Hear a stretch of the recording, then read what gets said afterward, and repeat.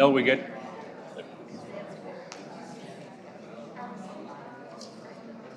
Okay, everybody, I'm going to call the meeting to order. Good evening, everybody. Thanks for being here. As we get ready to call our meeting to order, please consider taking one of the white speaker cards located in the room entrances or being handed out by staff, Holly and Mel. The cards will provide us information regarding your thoughts and help us call upon those who wish to address the village board this evening. It is 6 p.m. It's September 11, 2024. I call this meeting to order. Deputy Clerk, please call the roll. Trustee Orth? Here. Trustee Whitaker? Here. Trustee Fowler? Trustee Mendrick? Here. Trustee Gallen? Here. Trustee Dengis? Here.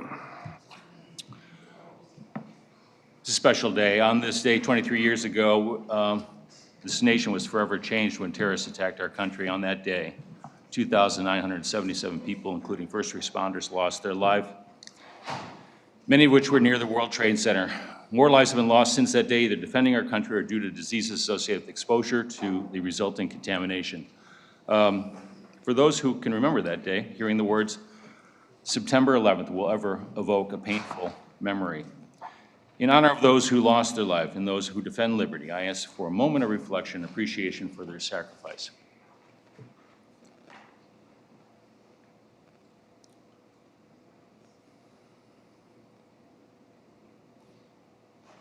Thank you very much. This evening, we're gathered together to discuss the Hap Road Improvement Project. I understand that opinions differ, and for some, emotions rise when a very important matter is addressed. I ask that you please be respectful to your fellow residents and those seated here by not interrupting speakers and not undertaking any personal attacks. We're here this evening as Northfielders both to learn and to have an opportunity for our opinions to be heard. It is part of our local government process and part of what makes our country such an amazing place to live, and this village. The next item on our agenda is a presentation concerning the Hap Road Improvement Project. Before I invite our engineer, Jared Cebulski, of Patrick Engineering, to begin his presentation, I'd like to explain the flow of the meeting this evening. Staff is handing out, and hopefully everybody's seen it, the speaker cards near the entrance to the boardroom, and they're available, like I say, from staff and upstairs. I'd like to encourage you to fill out a card and hand it to a staff member, especially if you wish to address this committee this evening. Just flag down Lila or Melissa to turn in your card, please. Shortly, Mr. Cebulski will begin his presentation. It should last about 20 to 25 minutes. He will provide an overview of the history of the Hap Road project. Upon completion of his presentation, I will invite questions from the village trustees and then open the floor to questions, I emphasize questions, from the audience.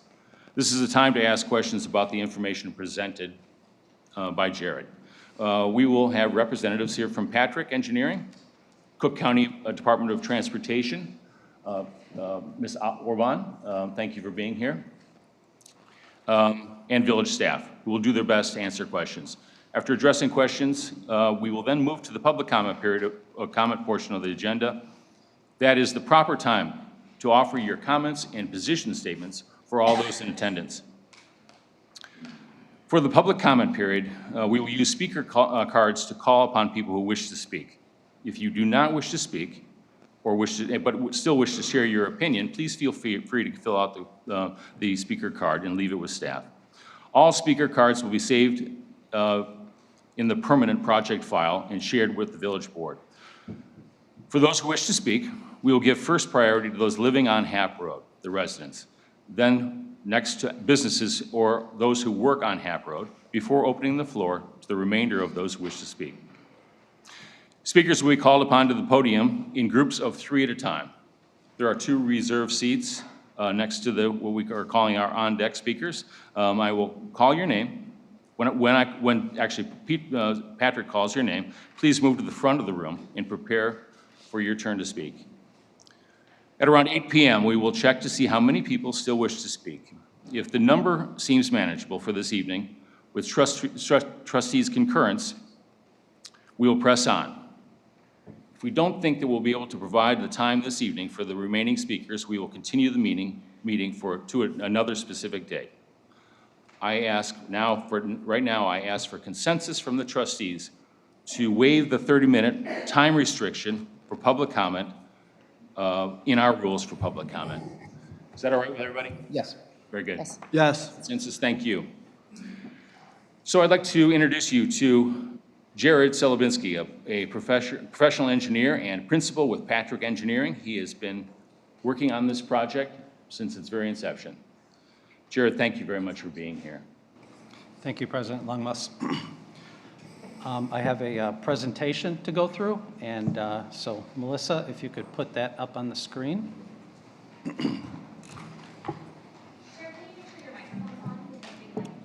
Okay, how's this? Is that okay? A little closer if you could. All right, a little Yeah, thank closer, you. that better? Perfect. We have Okay. people Sounds online good. that are also listening too, so I want to make sure everybody can hear. Okay, thank you, Melissa. All right, tonight I'd like to go through the Hap Road corridor project. And thank you for having me here tonight at this public meeting, giving me this opportunity to talk about the project. So I want to go over tonight the project history. I want to go over the proposed improvement plan and how it was developed. And then, of course, we're opening it up to questions and comments. So to start out, a little bit about how the design process worked to develop the preferred improvement plan. The village hired Patrick Engineering as the consultant. It was our responsibility to perform the analysis on the traffic and crashes and conditions on Hap Road, perform the study, and provide recommendations. During the course of the study, we held extensive stakeholder coordination. Public input was considered during the study every step of the way and informed our decision-making. The village and Cook County were co-leads on the project, so they were both leading the project together. And it's important to note that because of the use of federal funding on the project, which is the only way a project of this size can really be moved forward, approvals were required by certain entities, including Cook County, who has jurisdiction of Hap Road. They basically own Hap Road. IDOT, the Illinois Department of Transportation, had to make sure that the correct process was followed, and the Federal Highway Administration, because that's where the funding would be coming from for a portion of the project. Okay, a little bit about the history. So going way back to before we even started, we were given information and data about previous studies that the village had undertaken. One of them was the walkability workshop that was done back in 2006. A question that was asked during that process was, what should Northfield study in depth? And they got a lot of input from stakeholders, constituents, residents. And one of the things that emerged was the option to look at a roundabout at Hap and Orchard. And you could see on the bottom right there some of the sketches that were done at these open house workshops and how they kind of envisioned the early development of a roundabout at this location. Some of the reasons they put down was that a roundabout would allow each leg of the intersection to approach directly. You wouldn't have the configuration that you have with Walnut and Orchard right now, where Walnut does not approach the intersection directly, but a little bit offset. It would increase pedestrian and cyclist safety through the intersection. It also would serve to anchor the Village Hall Square as an overall civic center in the community. It would create a sense of place, a sense where people would want to congregate and would be easier for walkability in the downtown area. And this study was included in the 2040 vision plan for the village. Okay, so in using federal funds, IDOT has a certain process, and this is the process that we've been following. So it starts with phase one. Phase one is called the Preliminary Engineering and Environmental Study. That kicked off in 2016, and it was concluded in 2021. It ended in the design approval by IDOT for the study and the recommendations. Phase two then takes the study, and you prepare final design plans, and you also acquire any land necessary to build the project. That started in 2022, and we anticipate on the current schedule completing that next year in 2025. Phase 3 is then the construction of the project, and we're currently targeting that for 2026. So in Phase 1, some of the outreach that we did, we had a project website where all the project information was placed. We held 5 steering committee meetings over the course of 2016 to 2018. If you looked at the footnote at the bottom, the steering committee included the village president, trustee, village center businesses and property owners, the architectural committee, planning and zoning, some Hap Road residents, New Trier High School, as well as the Winnetka Northfield Library. That was our steering committee, and we met with them 5 times over the course of developing the project. We had meetings with other stakeholders, including residents and businesses in the village. We held 2 public meetings, one in 2017 and one in 2020. It was announced in the village newsletter as well as many e-blasts to the constituents. And we completed the Phase 1 process with the stakeholder coordination and the recommendations in March of 2021. So as part of the steering committee, one of the things that we did early on was to put together a goals statement. What were the goals that we were trying to achieve by the Hap Road project? And in conjunction with those steering committee members, we came up with these 6 items. One was improving safety for all users, vehicles, as well as pedestrians, as well as bicyclists. We wanted to simplify the vehicular movements at the intersections, and we realized that the Hap Orchard Walnut had some complex movements currently. We wanted to minimize vehicular points of conflict to improve safety, increase the awareness of pedestrians by vehicles. We wanted to enhance bike accommodations within the corridor. And lastly, number 6 is creating a central place that would be supportive of the local businesses and a community gathering and walkable access area. And again, these were the goals that we worked on and developed in conjunction with the steering committee. And when we went through the design options, all of the options we came up with were always evaluated against these goals. Let's look at the corridor as a whole. So it's a short stretch of Hap Road, and north would be to the right. So at the left side of your screen is the south end intersection of Winnetka Road, and at the north or right side of your screen is the north limit at Willow Road. So it's a short little stretch, but there's a lot going on here. It is classified as a major collector route. So that means that it needs to meet certain standards for safety and mobility. We do recognize it as a residential corridor. There are numerous residences and residential driveways that abut the corridor. It is a key emergency access route for fire, police. We know with the fire station at the south end, they use the route routinely. It's also a connection to the Skokie Valley Trail. So if you look at the top of the screen, the dashed green line is the planned Skokie Valley Trail through this area, and it has connections with the Hap corridor at the north end. As I mentioned, it is under Cook County jurisdiction. It is a main street in the village, so very important in terms of moving people, people to get to their businesses, to get to recreation. It's a feeder for New Trier High School to the south in terms of both vehicles and peds and bicyclists. And also it is, although maybe not desired, but an overflow for the Edens Expressway when there are issues or backups or things on the Edens, vehicles will come and use Hap. Not a desired thing, but something that we need to consider when we're designing what the road is going to be in the future. Let's take a look in more detail, starting at the south end at Winnetka Road. So this is the existing intersection. Again, north is to your right, so Winnetka Road is up and down on your screen. So the lanes don't align very well. The northbound and southbound lanes, the left turn lanes aren't opposite each other. So that means the northbound traffic needs to have a signal cycle and the southbound has to have a separate one. They can't go at the same time, so it causes delays. It has a high amount of pedestrian activity, being very close to the high school.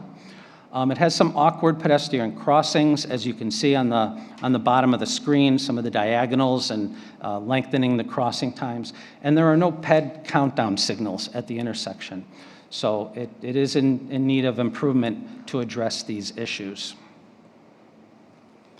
So the proposed improvement that we're looking at here at Winnetka Road is to better align the northbound and southbound lanes so that that traffic can go concurrently. We're also adding a northbound right turn lane. We're having one through lane north and one through lane south. And again, those left turn lanes north and south are aligned. We'll have a permanent traffic signal, a modernized equipment, countdown signals as well, and also designed for much safer pedestrian crossings, bringing the sidewalks in to where we can get the shortest crossing distance of the intersection. Moving north to the central segment of the corridor. Here's a view of the existing conditions. Again, north is to the right. We do show Hap Road Park there on the top of the screen. So with just one through lane in each direction, any vehicle that wants to make a left turn off of Hap Road would obstruct the traffic lane while waiting for traffic to clear in the opposite direction. There's also the blind curve here, which hinders sight distance as vehicles traverse around that curve. So it results in some difficulties entering and exiting those driveways for residences. We also have parkway ditches. It's called open drainage, so there could be some flooding or collection of water in those areas. There are no curbs along the road to delineate where vehicles need to stay. There's shoulders out there. No crossings anywhere in the corridor between Winnetka and Willow, and then a lack of good access to the park. So I'd like to picture as if you're standing on the road and you're looking down the road here. This is called a cross-section of the road. So on the top, you could see there's one lane in each direction, and it's a 12-foot lane. There's a shoulder on the outside, which is a 3-foot shoulder. So that results in about a 30-foot width of roadway area. And then you've got your ditches and your sidewalks outside of that. So the proposal we have on the bottom there is to narrow the lanes. It's to provide that center turn lane. So the center turn lane would be 10 feet. The through lanes would be 11 feet, so narrower than 12. And then we would have a curb and gutter, a 6-inch high curb on the outside of the roadway to delineate that traffic. So the width of the road in the proposed condition is 32 feet compared to what we have currently today with the road and shoulders at 30 feet. So it's very similar in overall width that we're looking at, but we're going to get a lot more out of the roadway in terms of increased safety and ease of access. It also provides some traffic calming with the narrower lanes. Vehicles tend to slow down when they have a narrower lane to traverse. We flatten the parkways so that we fill in the ditches and avoid those little flooding areas. And we provide a bike path on the west side of the road, which is 8 feet wide, and a continuous sidewalk on the east side at 5 feet wide. And then we'll talk about the mid-block crossing that we're looking at here as well. So right here at Hap Road, right where the curve is where we felt we'd have the best visibility for this mid-block crossing. It's not at the end of the curve, it's in the middle of the curve where vehicles will see it coming from either direction. So this is an exhibit of what it is today if we were to provide a crossing today with the current roadway. They would have to cross the 30 feet of pavement of roadway out there as a single movement and unprotected movement in that area, and no refuge island in between there. On this next slide is what we're proposing. So this is with the refuge island. So we would also have a flashing beacon. So as on the bottom right is a picture of a similar installation at a different location, but similar to what we would like to propose here. on Hap Road. So the flashing beacon would alert motorists. It'd be a safer, less confusing crossing. There would be a refuge in the middle where that median is, where they would only need to, the pedestrians would only need to look at one direction of traffic at a time and not have to wait for traffic to be clear in both directions to make their movement. They could cross one lane, stop in the middle, and then look the other direction and cross the other. So it's a shorter crossing distance and much more advanced notice to motorists. So this is a picture of what the roadway would look like in this area with the center lane for bidirectional left turns, the pedestrian refuge island in the middle. So overall, safer crossings, better parkway drainage, and better visibility for pedestrians in this area. Okay, let's move to the north end and look at the Hap Orchard Walnut intersection. So these were the alternatives we evaluated during the Phase 1 study. We looked at keeping the existing configuration, which or called the no-build option, one of the options we always consider. We looked at using a four-way stop-controlled intersection, so a stop sign on all four legs. We looked at putting a traffic signal at this intersection. We looked at a four-legged roundabout and then also a five-legged roundabout. So here's some of the things that we found. So here's a picture of the existing configuration. So if we kept the existing, some of the issues we saw were confusing movements for motorists and for pedestrians. Primarily on the bottom of the screen where Orchard comes in and Walnut comes in, it's confusing who has the right of way and vehicles will go in front or behind. It's a high number of conflict points, which I'm going to show a slide shortly that shows the number of conflict points at this location. There are very long pedestrian crossings. As you can see, crossing Hap Road, it's quite a distance, which leads to more exposure for the pedestrian in terms of conflicts with the vehicles, and in general for all vulnerable roadway users, meaning pedestrians and bicyclists. And this could create more severe injury crashes.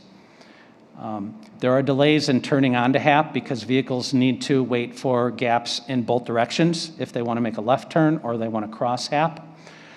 And at times, a motorist is at the intersection and he's focused on the numerous other cars and legs and movements that they have to make, and they may not acknowledge a pedestrian or may not see a pedestrian. At times, you know, the phenomena of not seeing a motorcyclist because you're not looking for it or not used to it.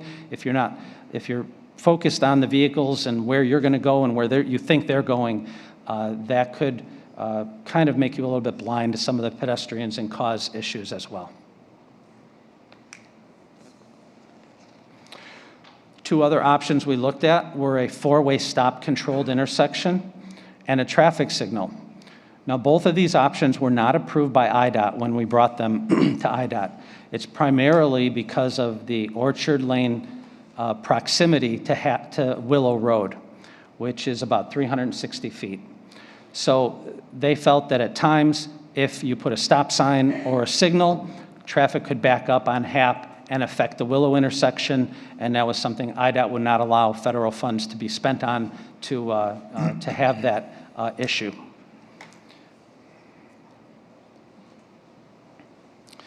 We looked at a four-leg roundabout. The primary issue with this was Walnut Lane and how we would work Walnut Lane into it. One option would be to close Walnut Lane. We brought that issue up. We talked about it. It was met with a lot of opposition by stakeholders. One of the reasons is that, another reason too, the emergency service providers did not support that because they'll commonly take Hap Road, they'll take Walnut to make that right turn onto Willow. As you know, the right turn from Hap to eastbound Willow is a very tight turn, and fire trucks and larger emergency vehicles have trouble making that maneuver. So that was why the five-legged roundabout emerged as the preferred alternative during the Phase 1 study. Some other considerations we thought about here with pedestrian safety, that and it was a primary goal to improve pedestrian safety at Hap and Orchard. Intersections are where most of the pedestrian conflicts occur. So at roundabouts, you will lower the speed by about 15 to 20 miles per hour. The current speed limit on Hap is 35 miles an hour, so vehicles can travel 35. They could go 40, maybe 45 at times if they're very aggressive drivers, but it could happen. Roundabouts force all traffic to come down to 20, 25, 20 miles per hour. It also reduces the number of conflicts by 50%, which I'll show you on the next slide. But an important thing that is to note at the bottom of the slide, if you have a pedestrian vehicle conflict, a crash, an accident between a pedestrian and a vehicle, if the vehicle down at the bottom left is traveling at 25 miles an hour, the pedestrian has an 89% chance of survival. But if you move to the right and that vehicle is going at 45 miles an hour and strikes a pedestrian, that goes down to about a 35% chance of survival for that pedestrian. So it was very important benefit of the roundabout to reduce the speed of all traffic traversing through it from all directions. We did look at accidents during the phase 1 study, and over the 5-year period of the analysis, there were 16 crashes, four with injuries during that time. We found that rear-end type crashes, which are less severe crashes, they don't result in a lot of injuries. There was a very low incidence. We only had 2 of those crashes. But we had more angle and turning crashes. So what that told us was that, yes, there are very confusing movements happening at this intersection. And those types of crashes tend to be done at higher speeds, and they tend to be the crashes that result in more severe injuries, the incapacitating injuries, or heaven forbid, the fatality that could occur at the intersection. This is the slide where we're looking at the conflict points. So we're seeing a great reduction in conflict points. On the left side of the slide is the current intersection configuration. All the red dots in the middle and on the bottom are where one vehicle's path crosses another vehicle's path. And that's what we call the conflict point. So we added all those up there at the existing configuration and got 30 conflict points. The yellow are where a pedestrian would conflict with a vehicle. And those, again, occur in the crosswalks primarily, but with no stop on Willow Road and confusing movements. So we got 20 pedestrian conflicts under the existing condition. Another note at the bottom, the total crossing width is 315 feet on all the legs for pedestrians. On the right side is the roundabout that we are proposing, and we looked at the vehicle conflict points where the red dots are, and there are only 10. They only happen where a vehicle enters the circle and where another vehicle is going through or exiting the circle. The pedestrian conflict points, more importantly, these are only 10 as well. And so that's a 50% reduction from the existing condition. And when we looked again at the total ped crossing, it's only 132 feet in this configuration as opposed to 315 feet in the current configuration, meaning a lot less time the pedestrian is in the traffic lane. So the total conflicts in the existing configuration are 50. The total in the proposed PEDs and vehicles are 20. So here's an image of our proposed plan. On the left, top left, it results in safer pedestrian crossings, reduced vehicle delay. There's no stop. It's a yield condition when you can move into that roundabout without stopping. Reduced conflict points, as we talked about. It greatly simplifies all the turning movements at the intersection. It improves overall safety, vehicles, pedestrians, bicyclists, and it maintains good emergency vehicle access and was supported by the village emergency service providers. Now, in order to design the roundabout safely and have the legs enter and exit as they need to, there are parking spaces that need to be removed, public parking spaces at the intersection. So along the bottom, which is the east leg of Orchard, On the south side, there are 9 public spaces there, and on the north side, there are 8 spaces. On the north leg at Walnut, there are 3 spaces, and then over by the library on the west is 1 space. So when looking at the individual parking issues right at the roundabout, we took a more comprehensive view of the village downtown area. And what we saw in conjunction with the village and the stakeholders is that there is really an abundant amount of parking in the village downtown center as a whole. It's just that it's not a walkable environment for people to park and get out of their cars and walk across Hap in order to get to the businesses and commercial enterprises where they want to go. So at the top, you could see is where there's a lot of public parking there in that area, a lot of unused area west of Hap Road. One other thing that the village is working on and has been looking at is an additional proposed lot. You could see that down at the bottom, which is behind the businesses on Orchard Lane. They're working with IDOT to get approval on that. So that's south of Willow and behind the businesses there, east of Walnut Street. The whole purpose then of creating a walkable area is to really balance the supply of parking with the demand of parking. So Melissa, I do have that simulation if you don't mind switching to that. This just shows a video simulation that we also showed during the phase 1 at the public events, at the public meetings.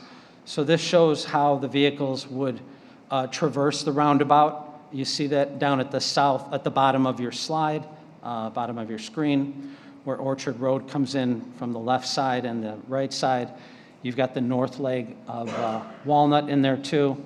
So as vehicles approach, if it's clear to go, they enter the roundabout, and then they exit it wherever they need to go there as well.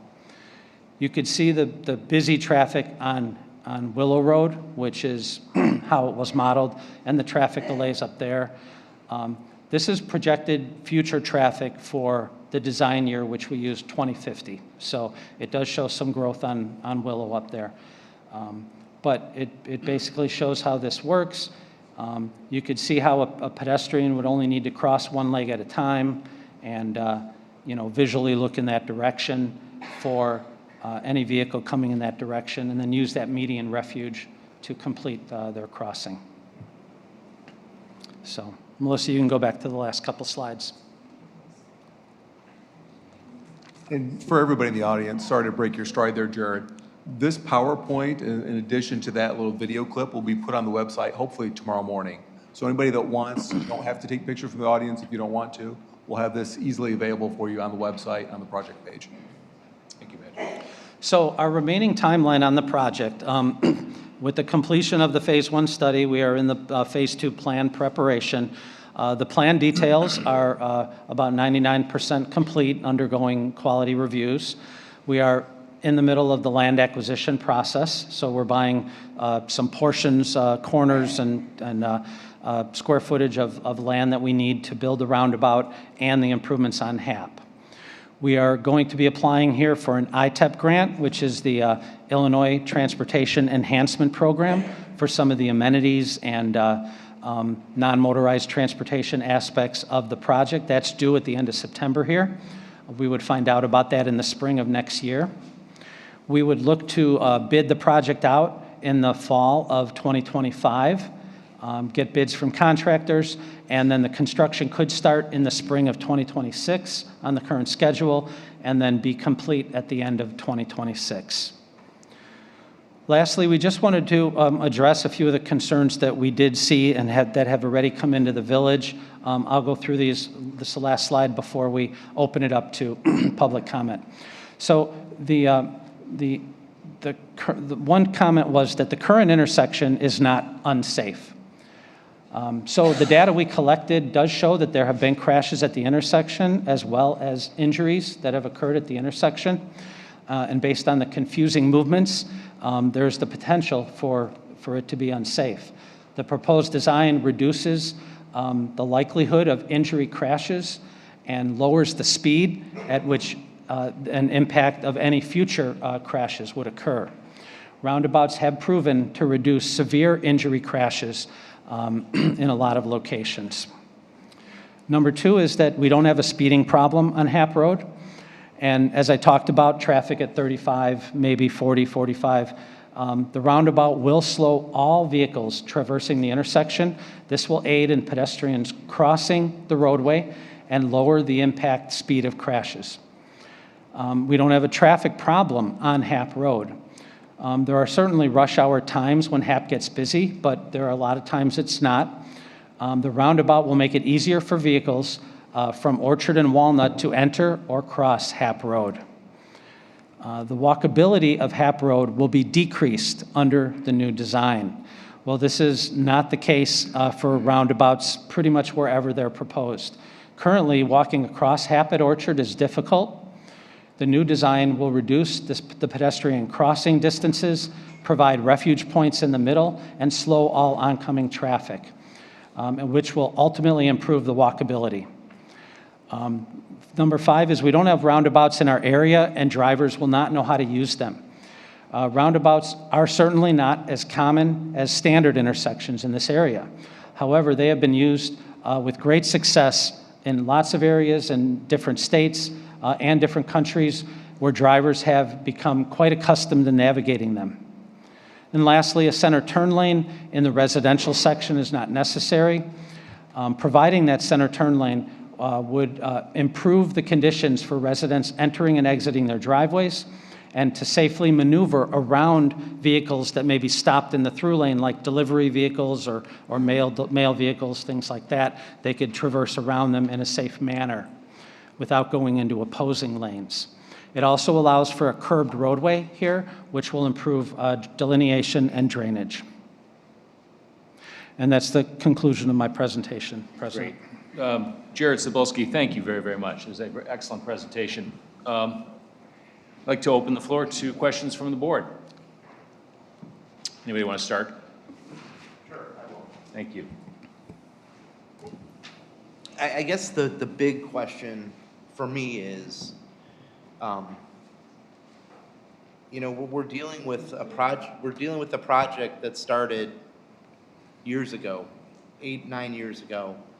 We've been through different boards with different ideas. We have a changing in demographic in our community, and there's a lot of, you know, concerns and questions about this project, which we've all heard. And my question, and I think would be, are we directing these to anybody in particular, or? Well, there would be, so for Jared specifically. Okay, so Jared, is there an option at this point, if the board comes to a consensus eventually, which we're not here to make decisions or take action tonight, of can any of this be changed, or is this set in stone, the project as it is today? At this point, we can take a board direction to look at changes. There are ramifications to those changes in terms of, you know, additional time needed to go back and study. We would need to, if we could look at changes, and if we decide to pursue a different route, we would need to go back to IDOT and reopen the Phase 1 and coordinate with them. So aside from that, taking the time and additional effort to look at and coordinate, that could be something that could be looked at. Okay, great. So that's great to hear. One other thing that I noticed, and when we were talking about the roundabout, was the reduction in accidents is due to a reduction in speed. And is it a necessity to have a roundabout to reduce speed, or could the county reduce speed on Hap Road in general and reduce the accident rate and percentage from, you know, 25 to 45%? I mean, it's a 50% difference in the potential for an accident. You know, is that an option as well? So Safety is most important. I understand that for walkability, drivability, accessibility. I totally get that, but it just seems like one of the main accomplishments of, besides the traffic points, is speed limit's a significant factor. So just decreasing the speed limit sign on a route has not been shown to materially decrease the speed of all the motorists by a substantial amount. There is, speed studies that would be done. Most speed limits are set to what they would be appropriate for the type of route. If other traffic calming measures were put into place like this, that could reduce speeds. Just lowering the speed limit, it may increase violations of that. Motorists will tend to drive what they're comfortable in driving on a given route, but it will not necessarily increase safety materially. Thank you very much. Anybody else, trustees? I have a few issues here that I'd like to discuss with you. How many roundabouts has the county installed on county roads in this region? Is that for you, Tara? Yes. Tara Orban from the county. Thank you. Good evening. Yes, so far we've done one, and that was a jurisdictional transfer that went to, I believe, the village of South Holland. So this would be the second. Okay, so this would be, in this region, this would be the first roundabout that Cook County would have installed on a Cook County road in this region, because South Holland is in Cook County, but it's not really in this region, correct? That is correct. Okay. And then how many studies have there been as far as improving safety of pedestrian and bike traffic in a roundabout? What kind of studies are out there about that? I would say in general, the Federal Highway Administration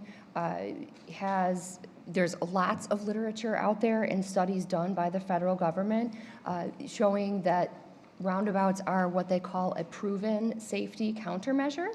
And so I think that there would be ample publicly available literature regarding the safety of roundabouts. And just to add on to Jared's response to the previous question, one of the other items that roundabouts do, they do decrease vehicular speed, but they also change the angle of the crash. So crashes tend to be low-speed sideswipe collisions as opposed to head-on or angle collisions, thereby improving the safety, and one of the reasons why Federal Highway Administration has it. It's like one of the 9 proven safety countermeasures. And then you also spoke about roundabouts,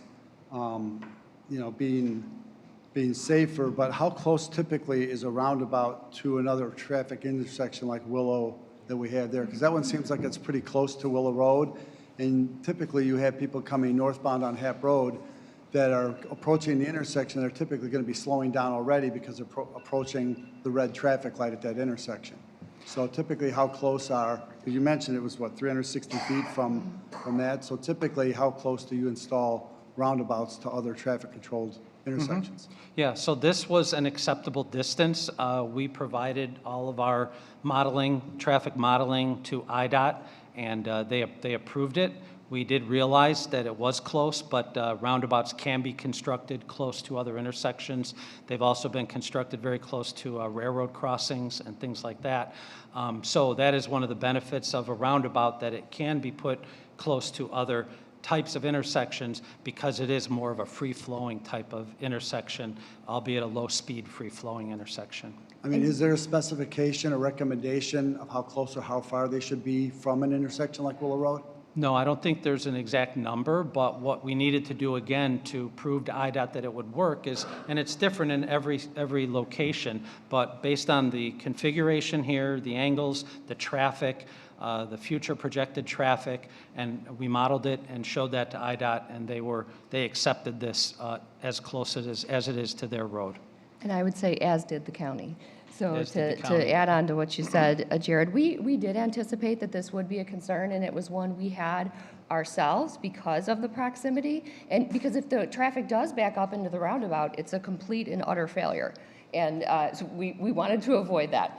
So what you saw, that visualization actually comes from a traffic modeling software. It's called Vism. It is a very technical software, so it doesn't visually, it's not as accurate as some of the other images we showed you, but we got the traffic signal timing, the existing timing that the state uses for the green time that they allow to Willow, those were all input. So we simulated future travel demand and vehicular volumes. We took this by the state. And again, the state doesn't want anything that is done on the local system to negatively impact their system as well. So it was something that underwent a lot of scrutiny during the preliminary engineering process, but we are very comfortable with the location of this roundabout and its proximity because it went through not only a rigorous internal review at the county and with the consulting team, but also at the state level. And they have implemented many roundabouts throughout the 6-county region in northeastern Illinois. And is there any data that you have collected about how many severe accidents that there's been at Hap, Orchard, Walnut in the last 50 years? We looked at the time frame in our study that was from, I believe, from 2014 to 2018, but we could work with the village and look at some more historical or more recent data. Well, because I mean, when you guys talk about safety, and we're all concerned about safety, it's one of my #1 priorities.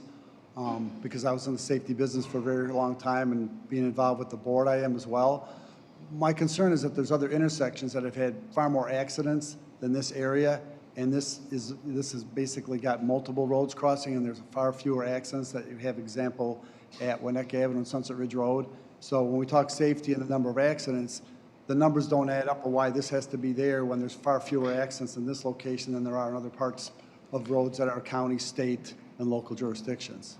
Yeah, and part of what was looked at here is the potential for crashes based on confusing movements, based on what we know about traffic conditions and how they operate through these types of intersections. So, the potential, the exposure, the length of crossing distances, those were a lot of the factors that we looked at in addition to the actual numbers of crashes. And to build on to what Jared said, the corridor itself, I know several years ago, it was kind of a Band-Aid, a short-term improvement, that the roadway was resurfaced. You took the top 2 inches off and put that back down. That's a short-term measure to improve the serviceability of the pavement. This corridor is going to be what we call reconstructed. So it will be a major construction, and it also presents numerous opportunities for innovation. And in terms of safety, the way the county looks at this is all crashes are preventable. And there are, certain aspects such as motorist behavior and so forth, but in terms of what the county has control over in the engineering and these design elements, and also I believe in the goals of the project was to improve safety. So given that this is a reconstruction, an opportunity to innovate, that is why the roundabout became the preferred alternative for this particular location. Well, you also touched about in a roundabout or in a road that people are distracted when there's people crossing. And in a roundabout, you have a lot of people that, aren't familiar with roundabouts. They're going around in circles and they're trying to figure out where they're going to enter, where they're going to exit. And they're so concerned about that quite oftentimes the pedestrian or the bicyclist trying to get through is not noticed, and then you see that they can get hit. A lot of the other roundabouts that I've seen in other states, there's very few pedestrian crossings involved. They're usually in bigger intersections where they want to try to slow the traffic down. So that's a concern that's been brought up too, is that people are going to be trying to cross, and people are going to be so unfamiliar with how to navigate the roundabout that they're going to be totally ignoring pedestrians and bicyclists. So what do you guys say about that? So part of how pedestrians traverse a roundabout is that they don't go into the lane without seeing where the traffic is. It should not be a false sense of security. They understand and realize that there is no stopping at the roundabout, that if a vehicle is entering the roundabout, that vehicle can make eye contact with the pedestrian, stop and let the pedestrian go. Now, I understand a vehicle exiting the roundabout will not stop. because they need to get out of that traffic circle, but the pedestrian has that refuge island in the middle to wait in and to see when there's a gap in vehicles exiting the roundabout to complete the second half of their crossing. And then last year, you guys are aware of the nickname for the roundabout that's at Gulf in Des Plaines, that big one there? Do you aware what the nickname is for that? Suicide Corner? Okay, so I just, there's a lot of trepidation and there's a lot of concerns that many people have. So I'll let my other trustees talk about some of the things. But I've been doing a lot of research and there's a lot of negatives. I think there's more negatives than there are positives for what you want to do there. The rest of the project is great, but I'm not really convinced about the roundabout. So thank you. So addressing, if I may address the last one, roundabouts have come a long way in their design. When that intersection got named Suicide Circle, it was the early version, which was called the traffic circle. And that was just basically a circle where lanes just came in and out. So there have been extensive development in the way roundabouts are designed, and a roundabout is not a traffic circle. It's very different. It's made to facilitate these vehicle movements at a slow speed, at a safe speed, all the angles. There's a lot of effort that goes into looking at all the sight triangles and sight distances and how the modern roundabouts are designed. And that intersection has been fixed to a more modern roundabout type. So I believe it's operating much better these days. But you're still aware that its nickname still to this day is Suicide Circle or Suicide Corner, right? I wasn't aware it was still an issue. Thank you. Anybody else from, yes? Trustee Gallen. So I've got two questions, a big question and a small question. The big question is, we heard in the presentation a little bit about how the roundabout idea kind of came about from the village's standpoint. How did it get on your guys' radar in terms of this is an area that you want to get involved in to do this? Asking the county, or? Yeah, I think that's probably a county question. I would say it kind of organically came about, and depending on the built environment and the amount of right-of-way and the conditions that we have within the county, it is always an option that we wish to pursue because of the improved safety and operational efficiency. So this to us, there are other locations in the county where we are currently considering implementing roundabouts or where there are good candidates, but it is definitely something that I would say just as a result of the design iterations that we went through together, we were participatory in this process every step of the way, and it is something that I would definitely say we came together between the village and steering committee, the consultant staff, and the county. So in 2006 for the walkability study, were you guys involved with that? I guess that's my question, or part of my question. No, I No, believe I that was was a not, no. planning-related, study that predated, and that's not uncommon.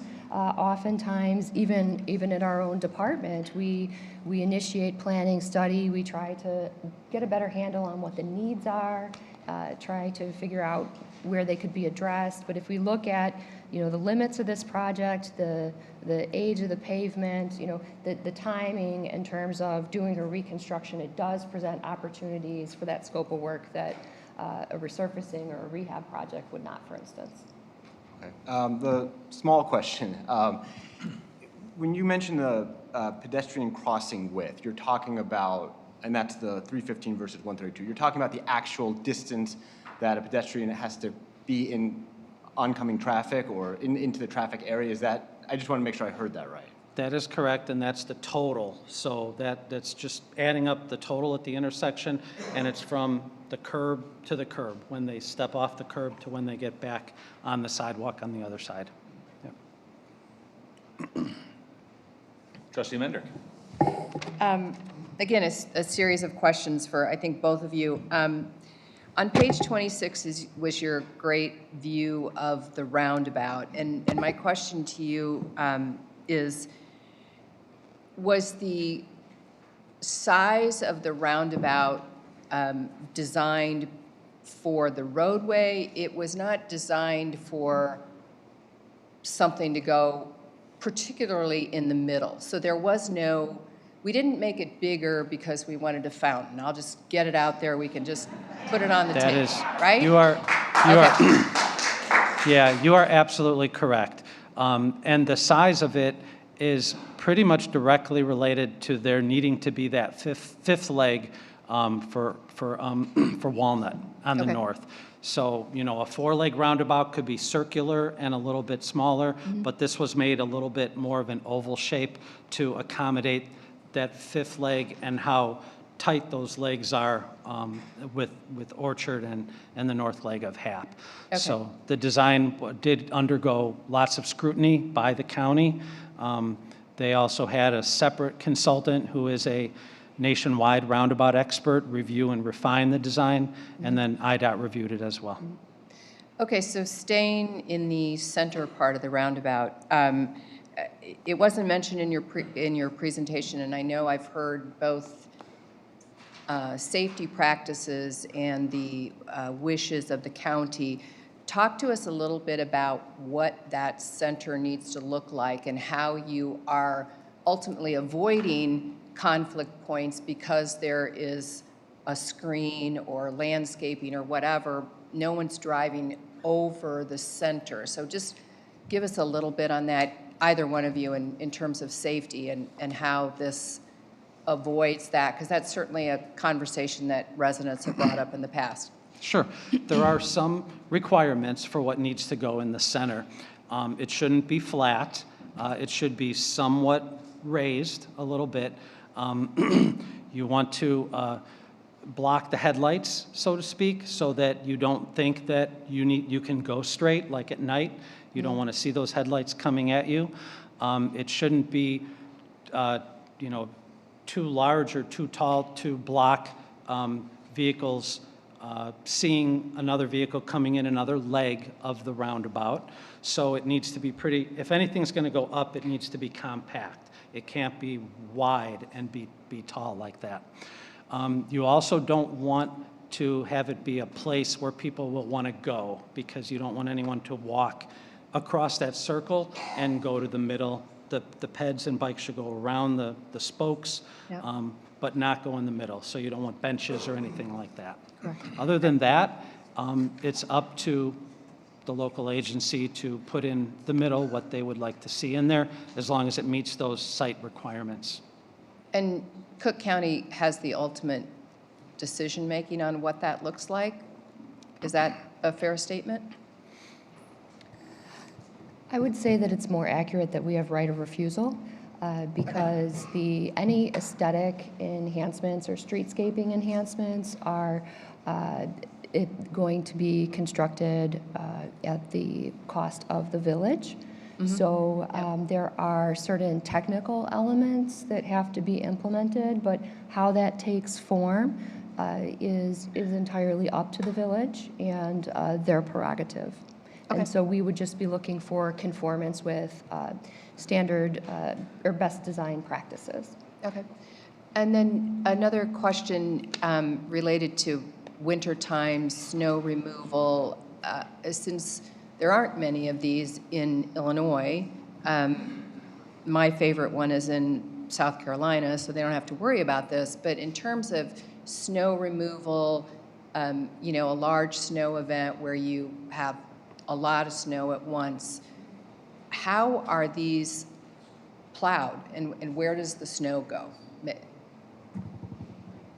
So this is something that we've talked to some of our sister agencies about up north in Lake County. There are several roundabouts, and in terms of when this project, if a roundabout goes forward, gets to be deployed, we intend to, you know, work with their maintenance crews and talk to them about how it's been. But based on, you know, any conversations that we've had, it does not seem to be an issue. Okay. You still would have, for instance, like such a large pavement area in the existing intersection where that snow has some place to go. Yeah. It really just is getting our drivers better acquainted with traveling the roundabout. Okay, great. Couple more questions. Moving a little further south, I just want to make sure I was clear. The actual increase in the size of the roadway, curb to curb, would be 2 feet.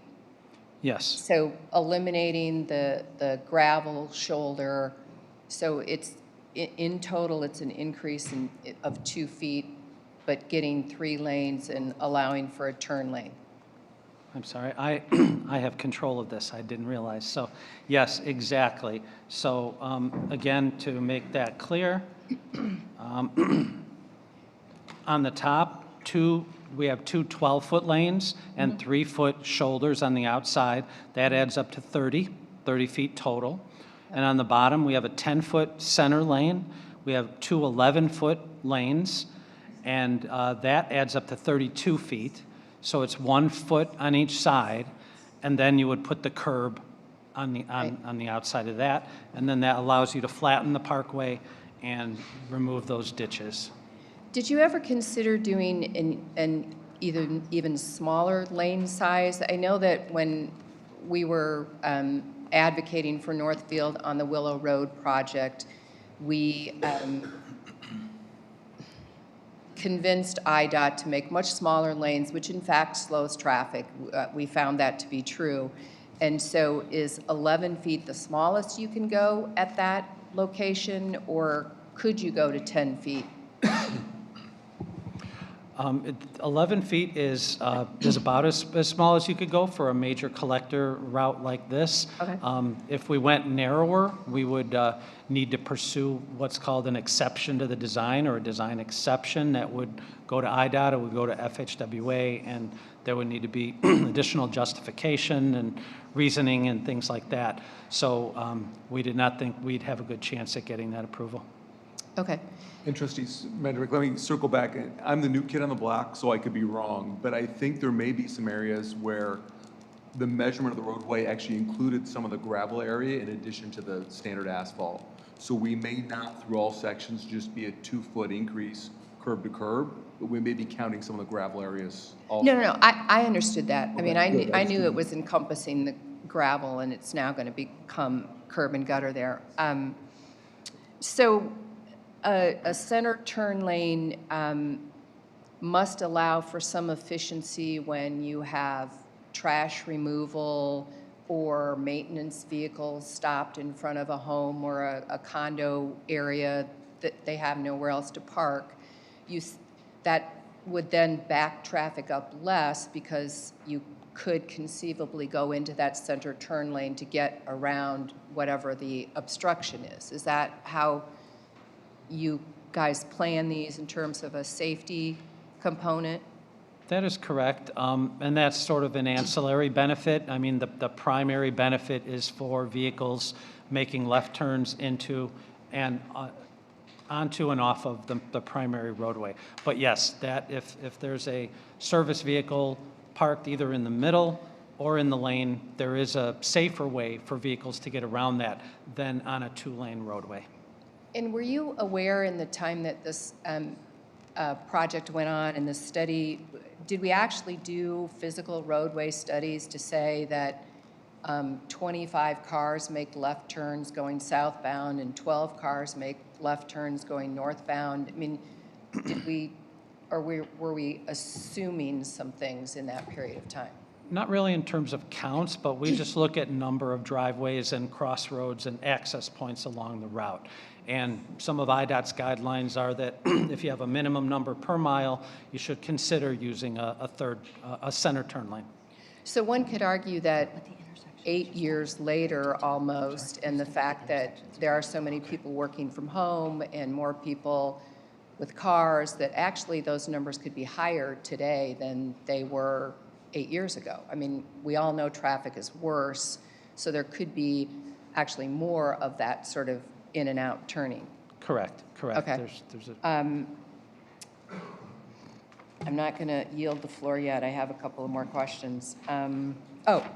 So in terms of slicing and dicing this project, if we were to suggest any changes or we'd like to review some other things, does having a turn lane going to the southern section of the project impact the roundabout? I mean, we're not, so that turn lane on the southern section really has no bearing on what we might or might not do in the roundabout, correct?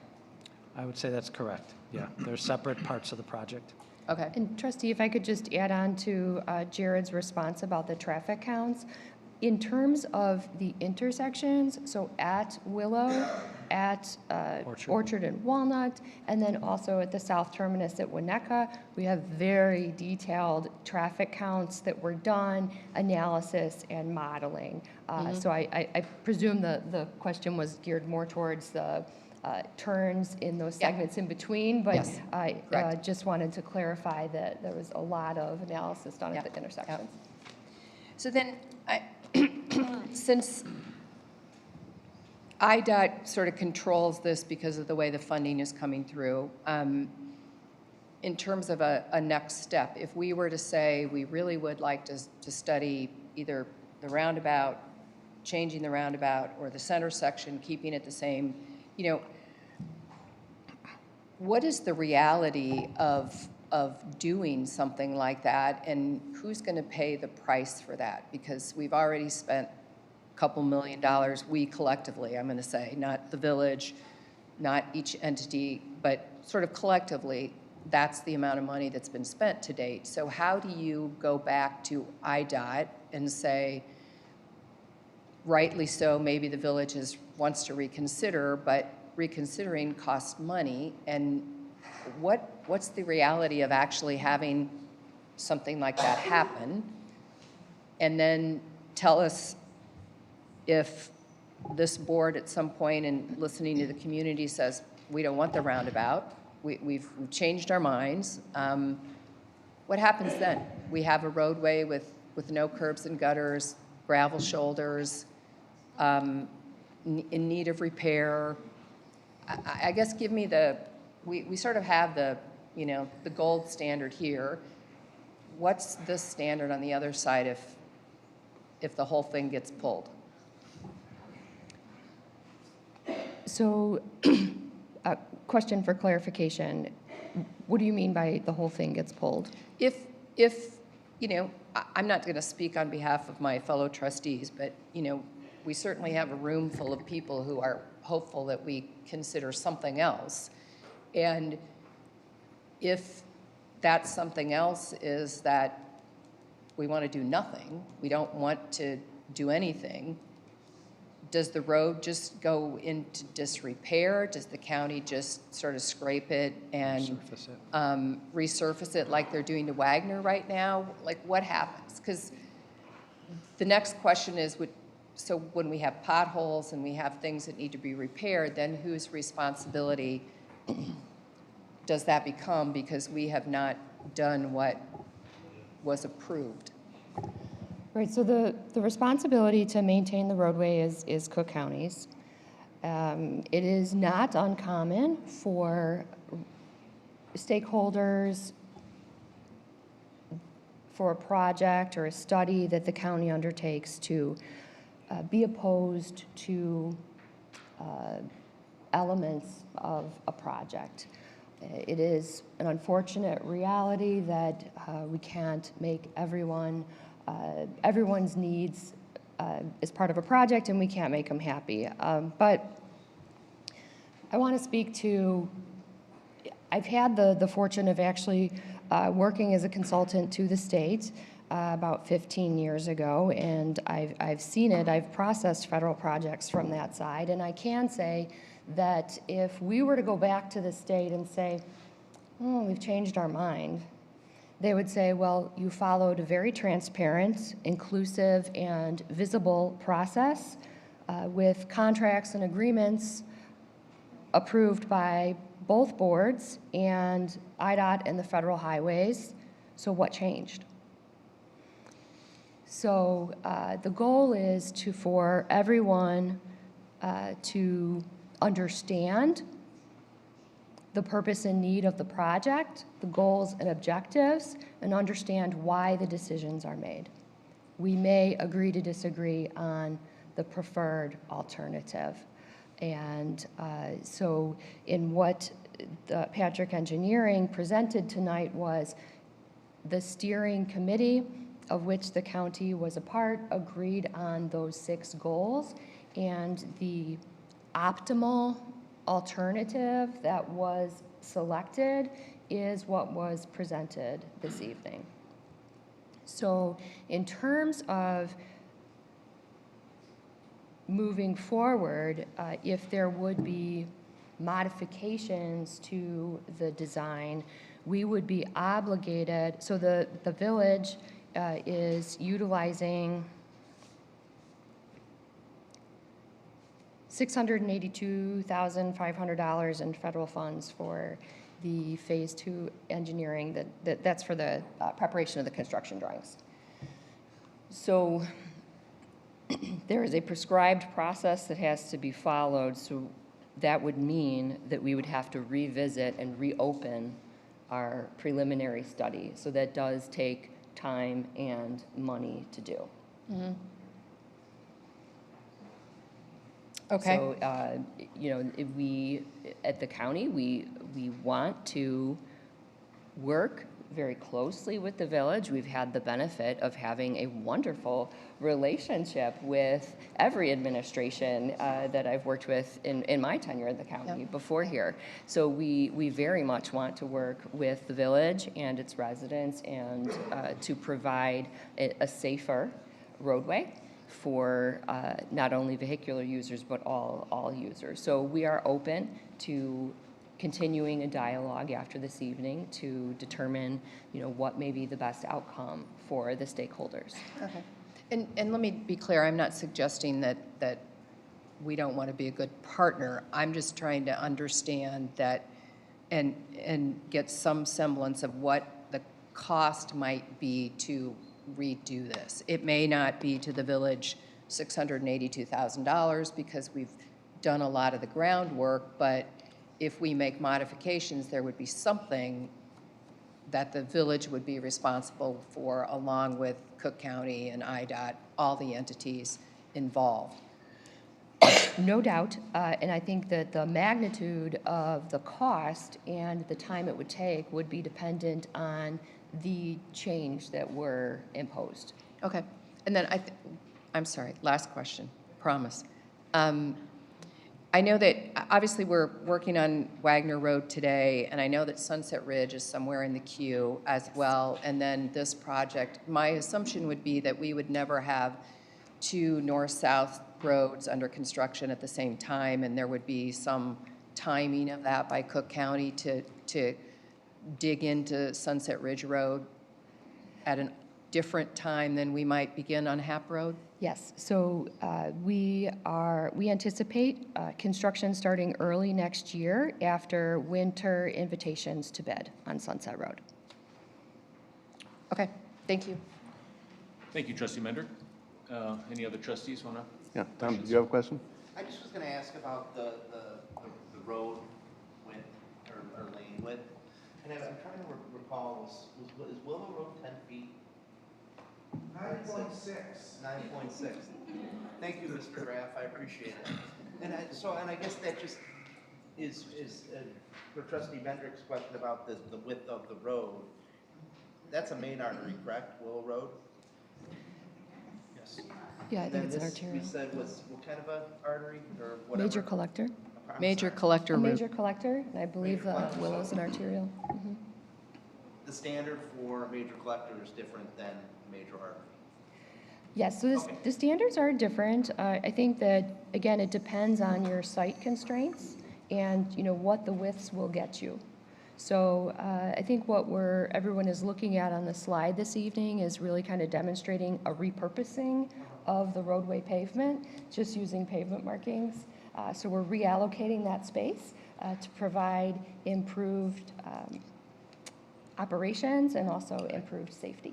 And before I'm cut off and Trustee Dinges talks in the public, I want to thank both the county and Patrick Engineering for being here. And I will honestly say that I've learned more about this project tonight from your insights and your knowledge. So thank you for being here and addressing concerns and questions. It's our pleasure.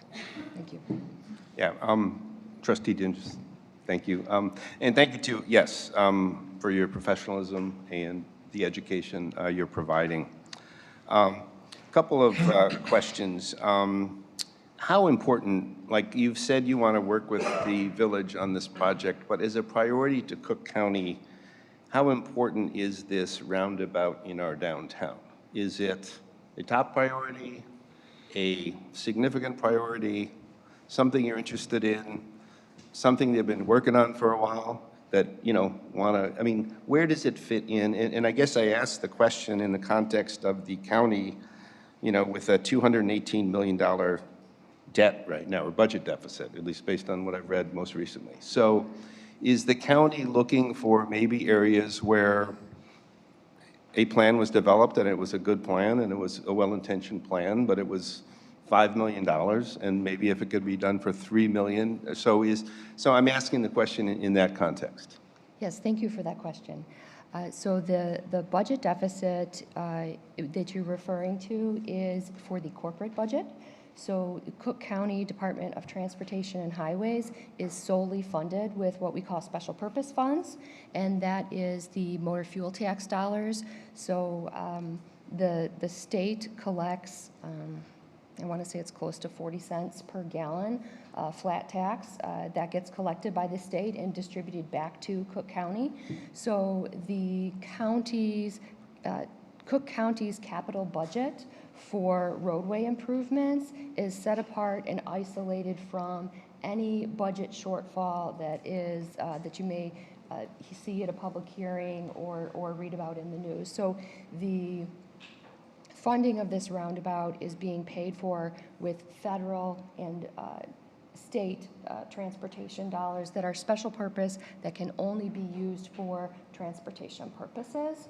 And in terms of your first question about where it is with the priority, we never come in with a prescribed, we need to have this here. It always organically kind of arises from what are we trying to do here? What are the needs that must be addressed? And that was the purpose of the steering committee and of the public meetings, is to clearly identify, who are the users of the corridor. It's, we have the civic campus, we've got the commercial, and then, also the changing landscape, to the south once you go through the roundabout.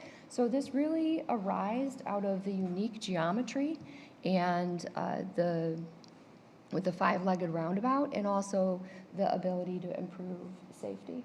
Okay. And have you looked at roundabouts in Glenview or Northbrook, our neighbors to the west that have a lot of traffic, are busy, have many? Have you looked at roundabouts in those communities? When we have the ability, when we have a scope and we look at so first of all, we have about 570 miles of roadway throughout the county. That's only about 5% of the roadway miles that the public drives on. So we have limited opportunity. The village of Northfield, and one of the reasons why they've been such a great partner, it is very dense in county roadways. We have a lot of centerline miles that go throughout the village. So we have more opportunity here to work with you and the village residents than we do in other communities where they're mostly comprised of state routes or local routes. So, but if we are undertaking an improvement of the roadway of this magnitude, of this scope, of a reconstruct, a roundabout is always one of the alternatives that we kick around because it is a demonstrated, like I said, proven safety countermeasure. Okay, but you, and I think you said this before, so I just want to make sure I heard it and I understand it. There is not another example of a roundabout in the heart of a downtown. I am not aware of one, but I also have not looked for one. Okay. And then, you mentioned it was an organic process that the roundabout came to be. Yes. But I was kind of curious, when did Northfield get on the radar for a roundabout? Because in reading over, the website, it seemed like it didn't appear until the maybe third meeting of the steering committee. But there was an article in the Patch, January 26, or actually the Winnetka Talk, 2015, where the village manager at the time was quoted as saying a roundabout would be a good identity piece and would maybe help traffic safety. So that was 2015. And the steering committee didn't meet until a year later. And then the roundabout didn't kind of appear until midway through the steering committee. So I'm just wondering, like, when did Northfield get on the radar for a roundabout? So I can't speak to the specifics of the particular history. I just started working at the county in July of 2016, and at that time, I believe the study was just getting started. Do you remember when it started? Yes, it was in about that time. 2016, yep. So, and if you look at the intersection itself, there's a ton of pavement out there, and there's room. There's room. So it's very tight, but, and so, you know, I mean, it's the other reason why, if anyone would say, well, alternatives weren't kicked around until, you know, later on in the process, I think that sounds reasonable, because typically our first meetings are what needs need to be addressed, who are the stakeholders, what are the problems that are out there. We come back and present our findings of some of the things that the state and the federal government prescribe that we look at. We do a detailed look at existing drainage conditions. So we look at the existing system and see if there's any history of flooding. So, I mean, there are some studies that we do where drainage is 100% of what we talk about, you know, and we did have a little of that in some of the first meeting, but so we do a lot of analysis, not just on the traffic, but the drainage and, you know, the safety and so forth. And then we present those findings, get them validated by the steering committee, and then we start kicking around the alternatives. So, again, I have not been with the county long enough to speak to those details you mentioned, but I think the chronology fits with the typical way we would work on a study. Do you have anything else to add? Correct. I'm not aware that the county came to the village and said, we want to do a roundabout here. You start a phase 1 study, and as you saw, we looked at a wide range of alternatives, different, you know, 4-way stop, traffic signal, different types of alternatives. And with some of them not being allowed and some of them, you know, not working as well, the roundabout basically emerged as the preferred based on the analysis and stakeholder input during the phase 1 process. Okay. Let me ask just one more quick question. It wasn't a big part of your presentation, Jared, but it definitely caught my attention. You were talking about the 4-way stop was considered, and it was not approved by IDOT because it wasn't considered maybe the best way to get federal funding, but it was rejected. And I'm wondering, do you ever go back and ask them again? Like, okay, it was rejected in round 1, but we've gone back and the community is concerned about parking and other things, and some of the same concerns you raised that it would back up, like a 4-way stop would back up, those same concerns a reasonable person could envision happening with a roundabout. I mean, you know, for anyone, you know, there could be an accident in the roundabout that backs up traffic. So in a sense, the same potential problem exists whether it's a roundabout or a 4-way stop. So I guess my question is, do you ever go back and ask again, hey, the community took a second look and they think the 4-way, you know, stops signal is maybe preferred? I don't think we'd get a different answer to that specific question. We could tell IDOT we're making other modifications and ask them for approval of that. But there was a firm answer that anything that would physically stop traffic, whether it be a stop sign or a stop light, as you're going south on Hap from Willow, would not be allowed by IDOT. Now, you're right, a roundabout slows traffic, but it's a yield. It's not a stop. So that's the primary difference. Okay. And they're super quick, and I really appreciate that simulation you showed. It was very cool. Appreciate it. It was a circular simulation and not a, I assume it would make no difference? It was, you're correct. That was a little conceptual, but the traffic and the distances were accurate. But you're right, we made it a little bit oval, but it wouldn't change. Okay, thank you. Anyone else? Any of the trustees? I think we're all done. I'm going to open the floor to questions from those assembled here this evening.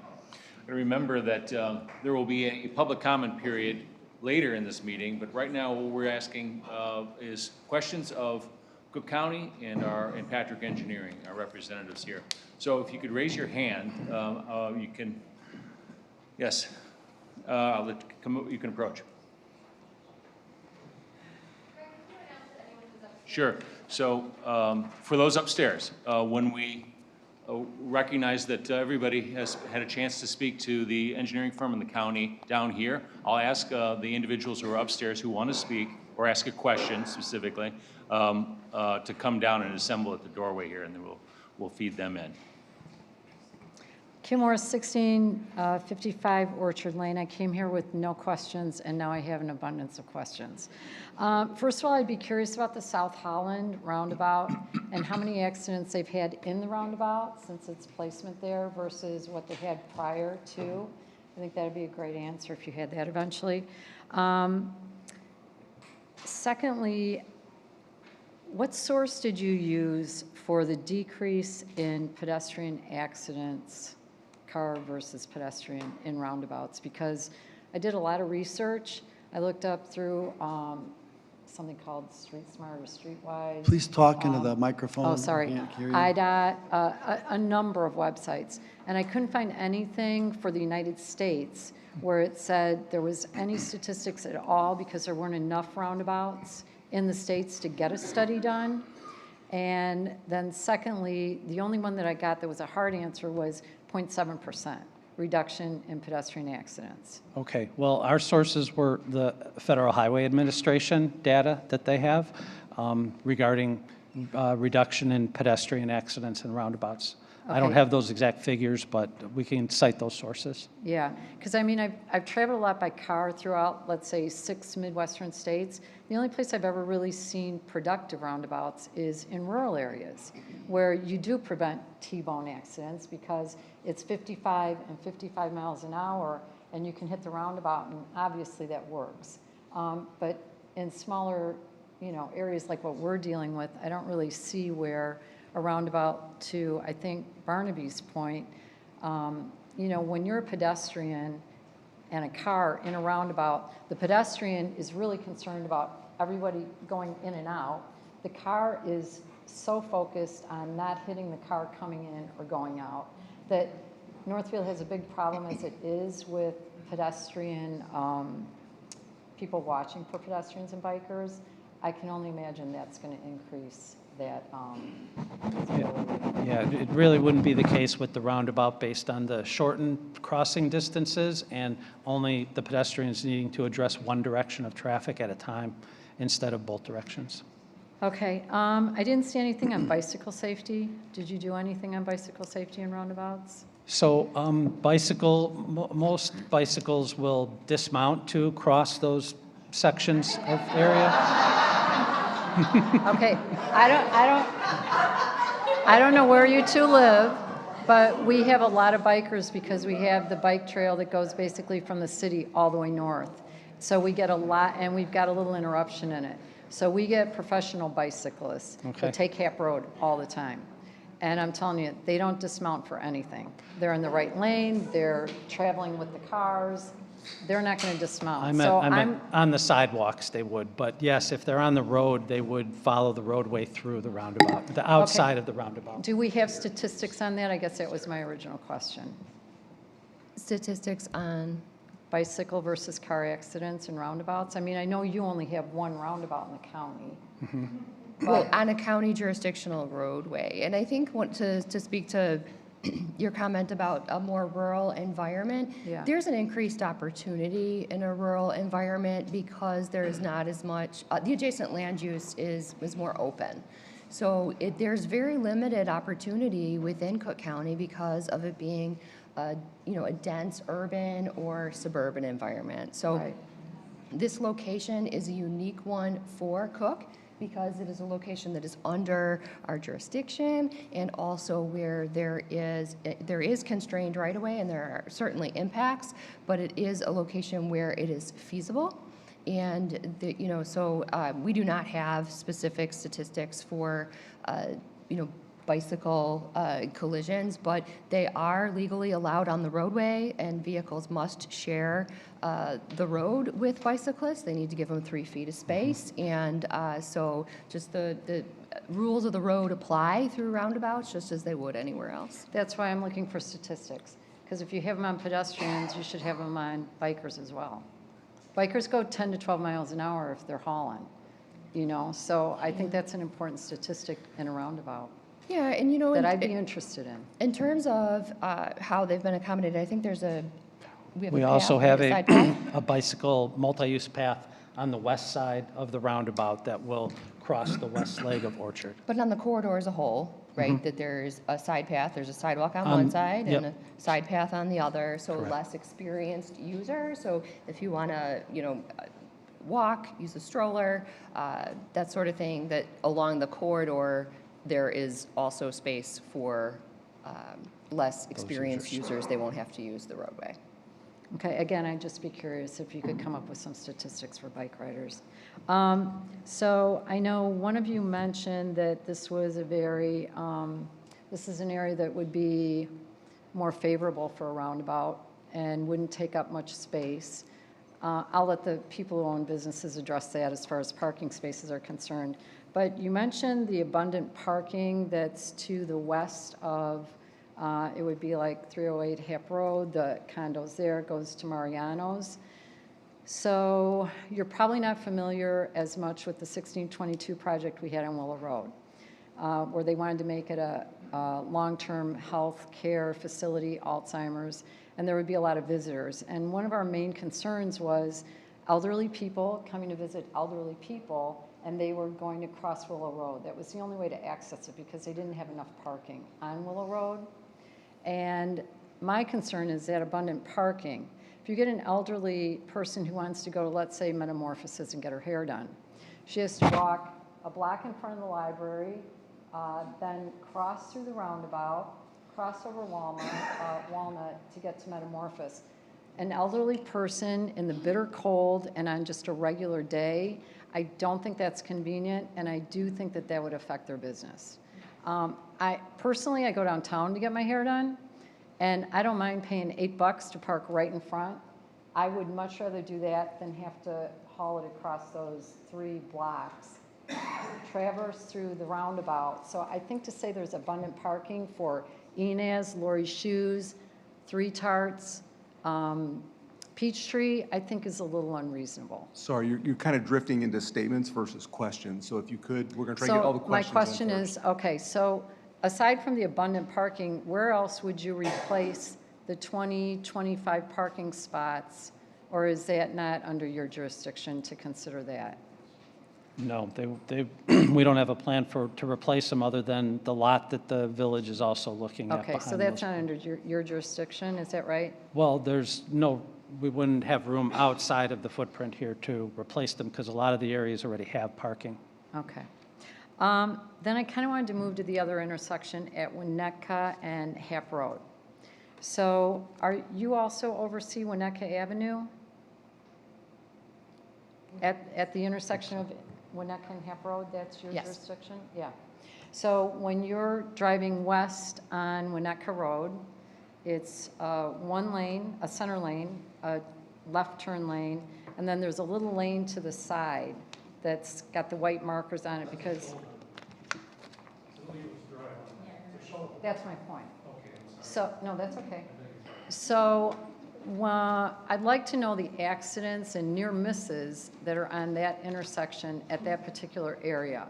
Because when you're in the center lane, because you can't use that shoulder, although it's wide enough for a vehicle, and people drive on it all the time to make the right turn, there's been so many times when I've gone to turn right, and there's a car there. So they're turning right, and I'm turning right. And there's not always a cop when you need one. So I know you're all about safety. That's what you've been talking about all night. I'd like to know, did you develop that shoulder and decide that that wasn't going to be a right turn lane there? I know we're talking about all the lighting we're going to do there. Yeah, we're eliminating that shoulder at the intersection as part of the project. So there would only be the 1 lane to go straight or to turn right. out So of it would 1 lane. remain the same. We would eliminate the shoulder It wouldn't be there anymore as Oh, part of okay. the project. Okay, so what would you put in place of just the pavement there? Just What would- grass, curb Okay. and grass. Okay, that's good to know. All right, because that's really unsafe. Okay, and then on the west side of Hap Road, south of Winnetka Avenue, that's also your jurisdiction, right? Yes. Is there any possibility of, I know you like feeder sidewalks, so the one sidewalk that crosses Winnetka on the west side of that intersection, there is no sidewalk that goes all the way down to New Trier. So it would really help pedestrian flow if you could bike or walk all the way down to New Trier on both sides of that road. Otherwise, you're forced to cross twice. You see what I'm referring to? I do see that, yeah. Yeah. Has That's that not ever been included in the discussed, current or- project, but something we could talk about. Okay.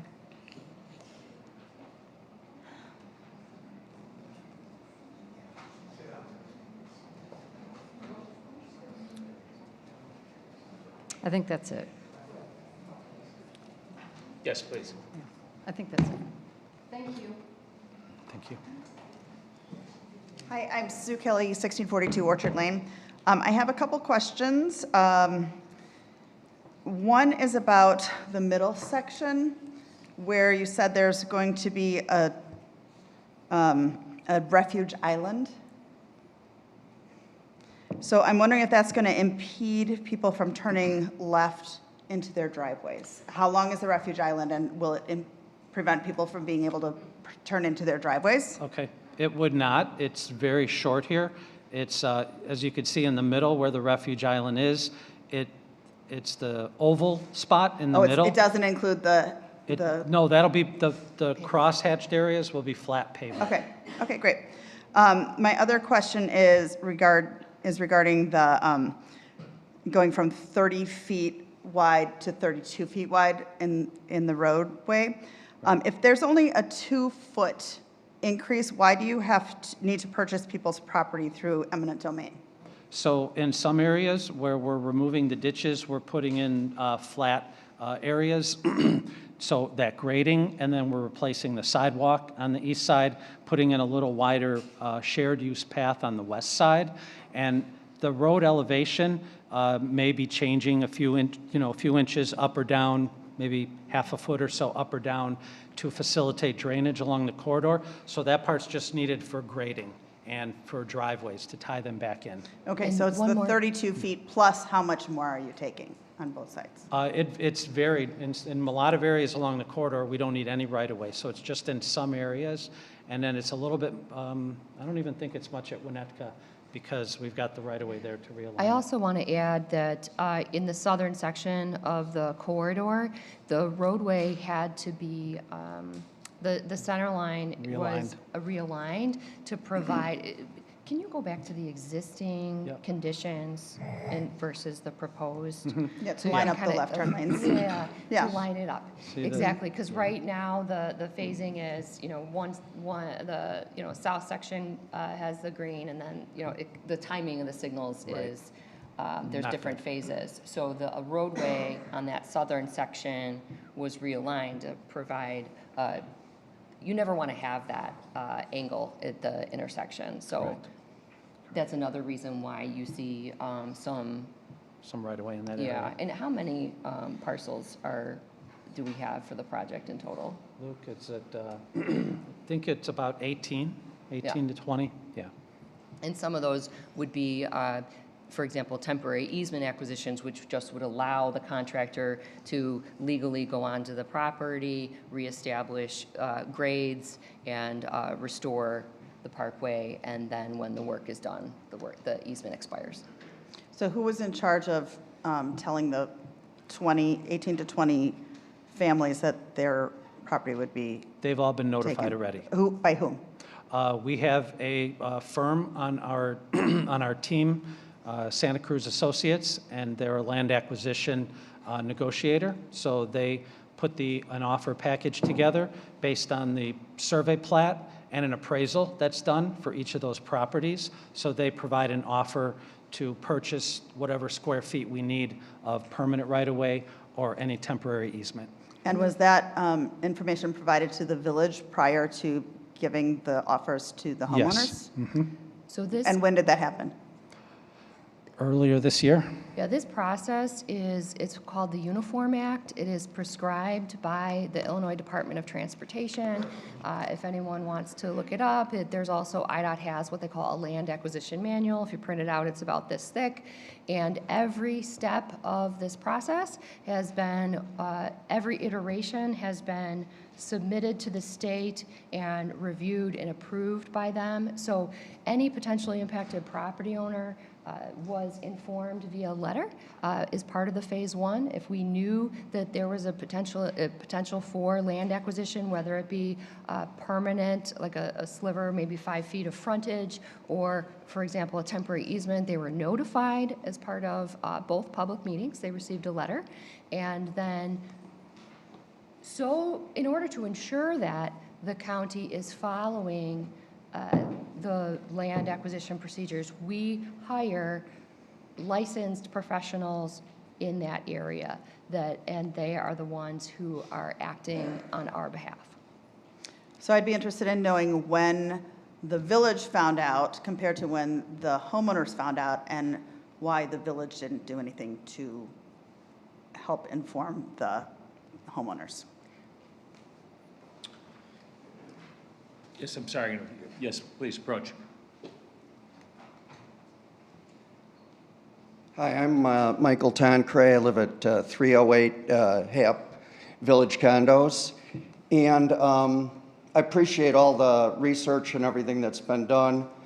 But as a driver who's not real familiar with roundabouts, it looks a little tight to me to get through that and make the various turns depending on where I'd want to go. I'm just wondering how this compares size-wise to other roundabouts, and kind of what the guidelines are, and how the size is really determined on that. Sure, it's designed very similar to, as Tara said, a lot of the roundabouts in the area, like in Lake County or in Kane County, and a lot of those areas. So everything is designed to minimum standards through here. So the lane widths are, around 12 feet. You're a little bit wider in the circulating roadway. The red area in the middle, as you will see, what that's called the truck apron. So obviously trucks have a little wider turns that they make. So the trucks overlap onto that red area. So there's a little curb, it's a couple-inch mountable curb, and that's a higher level there, so the trucks could overrun that, but the cars stay in the black circular area, and then the green area in the middle is the area that's sort of left over to be landscaped as desired. But all the approach lanes are about 11 feet, and the circulating roadway, so it's designed pretty tightly per standards. I'm just kind of trying to imagine myself driving through that with a bunch of other cars there, and I don't know, it just doesn't seem like a lot of time or distance to maneuver to where you're going to get off, but that's me. I'm not a traffic designer, so. I certainly do understand skepticism, and it is a natural part of undertaking this process, and I think that's why the Federal Highway Administration did what they did in, stating and providing that literature in terms of it being a proven safety countermeasure. I personally, I live in Orland Park. My community implemented 2 of them, one right in front of the Village Hall, and it was the same. It was the same. A lot of skepticism, but once it was constructed, it is an amenity to the community. So I certainly, from a personal side, I certainly understand. Okay, well, thanks for answering my question. Yeah, I've been through that one too, right in front of Village Hall. Yeah. I'm Sandy Smith from 138 Coach Road. I'm Australian. We have lots of roundabouts and lots of traffic coming. So I'm prefacing that to say that I learnt to drive a car just as they were implementing lots of roundabouts. So I learnt to drive roundabouts. So I guess one of my questions is, do you have a plan for educating people about how to use roundabouts? Because that's actually a pretty important thing, that people learn to give way to the cars on the roundabout. When my husband comes to Australia, he gets all kind of, he's okay now, but at first he was pretty gaga. Okay, so that's my first question. My second question, which you haven't really addressed, but I know, by the way, I used to be a road safety researcher in Australia and an urban design academic, so this is a very important thing. But the overarching point of all of this is to make this a better place, a better village. So would somebody please speak to the improved amenity value of the village? It's not just going to be safer, it's going to be nicer. So would you please speak to that? Absolutely. So the roundabout, yeah, I mean, the roundabout creates areas for those amenities. So as you could see at the outer edges of the roundabout, the green spaces, the sidewalks that come in through there, we'll have little shorter decorative walls that are going to be placed. We have a landscape architect on the team who is adding those amenities. So it's all to create a greater sense of place about where people will find it easier to walk and get around, and also where they'll want to go to congregate. An excellent point about the education. I think that is absolutely a component. We just simply aren't there yet in terms of, when we go to advance this project to construction, that would be something in partnership with the village that we would be working on. There's also videos and educational literature available that we can utilize and provide to the village. Great, thank you, Chair. See, Kathy.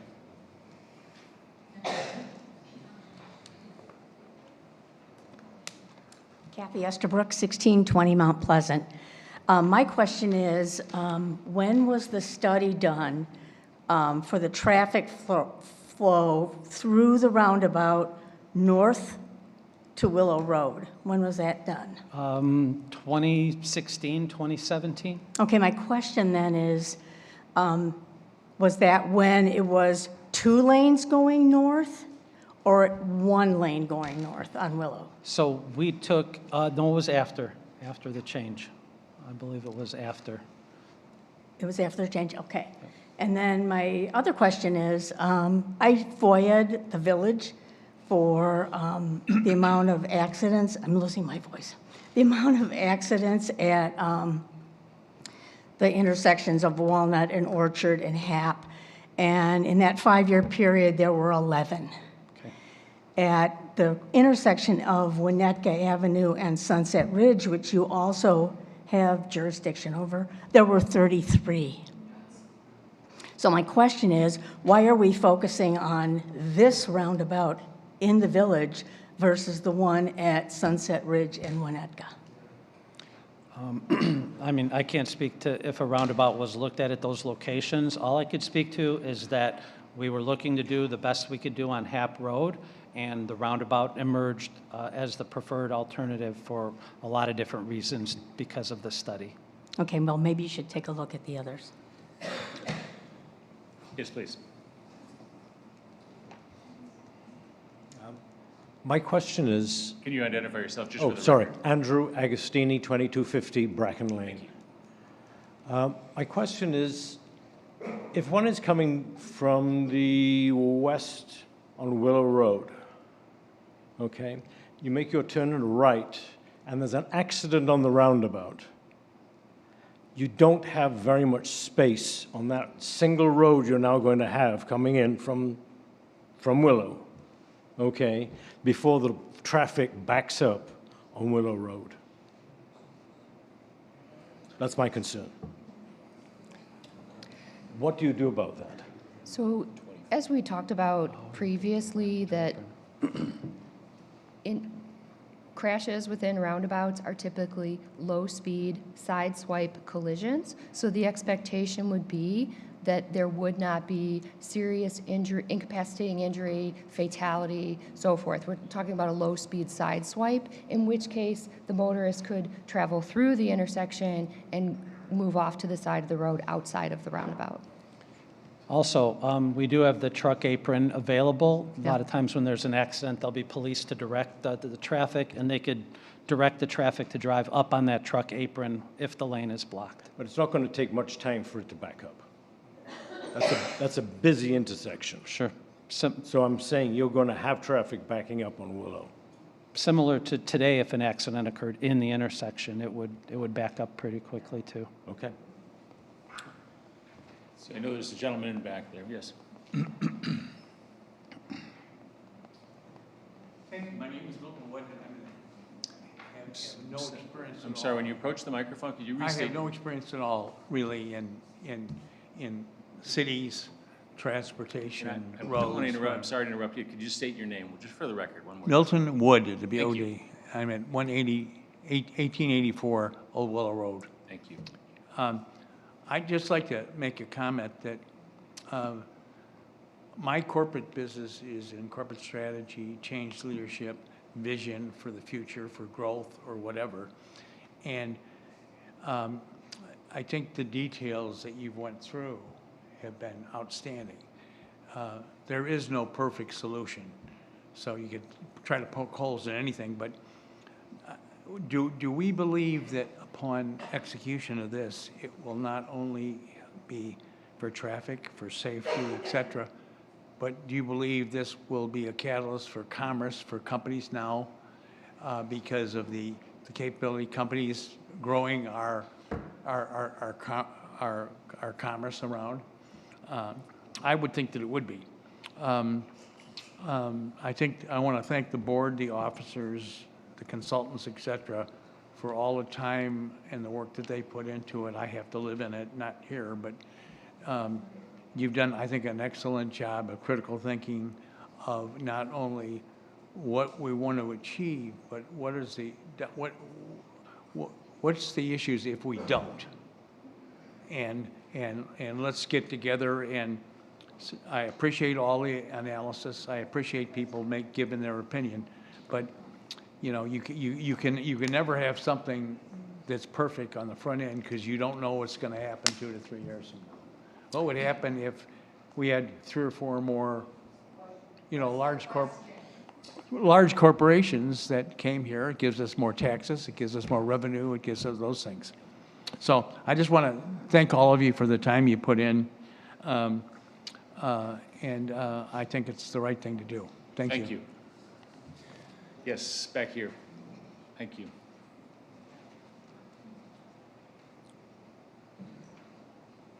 Jason Scheibel, 215 Latrobe Avenue. First, thank you for your candor today, board. I appreciate the questions you asked. You asked a lot that I had, so I'm glad that that got handled. Thank you also for being here. So I have a few questions. Does the county have jurisdiction in Lincolnwood at Toohey and McCormick? Can you repeat? Sorry, that? does the county have jurisdiction in Lincolnwood at the corner of Toohey and McCormick? I would have to check and get back to you. I don't know offhand. Okay, the reason I ask is because I heard that the IDOT denied the space between this intersection and Willow, and yet in that intersection, I can guarantee you the four-way stop to the four-way stop is shorter than what that distance is. And I was wondering if IDOT would have had to approve that construction project that occurred where the old Purple Hotel used to be. It's Lincolnwood, you said, Toohey at where? Toohey and McCormick in Lincolnwood. Toohey and Lincoln, I'm sorry, you're right. Toohey and Lincoln, thank you. I only drive there every day and I got the wrong road names. Anyway, it backs up into Lincoln every day. I mean, it causes the same issue we're talking about. So if that was approved, I don't know why that couldn't be considered for approval here. And if I could, yeah, you bring up a good point, and we run into this a lot. Unfortunately, like, we inherited, I mean, when I started at the county in 2016, I inherited a system of a built environment. I don't know how it got there, but what This was just built last year. Oh, okay. It was a recent project. What It we was a have more recent is project. an Yeah. obligation, because what often, thank you for pointing that out, because what we have is an obligation to build a project to today's standards and to best practices. And I think the answer is, even if this is a new project, circumstantially, what does the surrounding, there's questions I would ask offhand, not even knowing or being familiar with this, right, is what is the adjacent land use? What is Traffic volumes. Traffic volumes, traffic composition in terms of number of trucks or cars, bicyclists, pedestrians, also thinking of speed limit and, volume. So there's a constellation of things to consider. So Sure, I won't get into statements, but it's much higher than here. Is it your position, or do you have data that shows the same people that you claim would drive 45 miles per hour in a 35 will now choose to drive 25 in a 25? It's really, through the roundabout, it's really not a choice. It's the road conditions that do not feel comfortable to drive at anything greater than 25 or 30 miles an hour. It's just the curves are too tight. As you could see, like if you're coming from the right side of your screen down, there's a deflection angle and then another curve. So it's that series of curves as you enter the roundabout that forces the slowing in traffic. It's not a sign that tells them to slow down. So would it be your opinion that if someone were to do that, they would have an accident? They would have, yes, they would Okay. have trouble negotiating That's what I wanted to know. Yep. Could you tell me, do you know what the national average is for accidents at intersections such as this in a 5-year period? Roundabouts or current? No, in the intersection as it exists. We could look that up. okay. And Would you say specifically- 16 is a high number for 5 years? I think 18 is a high number. Or 16, 18 is a high number for 5 years? It's all dependent on traffic volumes as well. Speaking for the county, though, all crashes are preventable. And again, when we are looking at redoing this roadway and, taking the existing intersection out and putting a new one back, how do we improve safety? And so that the engineering that goes into this, what Jared was explaining is the entry and the geometry, the pavement and the curb that we put in there actually controls the vehicular speeds. So if a motorist does decide, to try and go faster, it's very difficult to do so. So we're trying to engineer the environment to control speeds, improve visibility around the roundabout, and also improve visibility of the pedestrians. Okay. So you've both read articles that have been written that say that indeed they do reduce the severity of accidents, but they increase the number of them. You've read those articles, right? I've seen that literature. Okay. It's there. So there are going to be more accidents here than 16 in the next 5 years, or at between 26 to 31, I assure you. I respectfully disagree. Can you that's tell me how many speculation. accidents that have occurred since 2018 in the last 6 years? Do you know that number? I don't have that data, no. I could get that from the village. And then let me ask my final question. Will or is the county liable to road users for accidents that occur or village costs if they do increase as a result of this roundabout? Can you repeat that question? Sure. Would the county be liable for accidents, let's say a severe one that hadn't occurred in the study, or accidents, more accidents? Let's say all of a sudden now we have 40 accidents in a 5-year period. Would the county be liable for those road users or to the village for increased cost as a result of those accidents? That's an interesting question. In terms of a crash occurring, it depends on the circumstances and if the law and the rules of the road were being followed. So this project and this design alternative is being proposed because as professionals, I firmly believe that this meets the goals of the project that were outlined earlier in the presentation, and that it is the safest and most efficient alternatives for vehicles as well as pedestrians. I would say the county has jurisdiction of the roadway, so I'm not sure what the definition of your definition of liability is, but it is their roadway. Thank you very much. I appreciate you answering my questions. Right back in the right, please.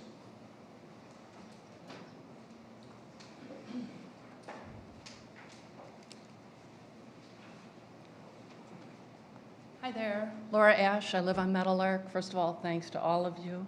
Can't comprehend everything that went into it. While I personally don't approve, and I'm not thrilled with the idea of a roundabout, I understand from the South Howland roundabout, it was fully funded by the county.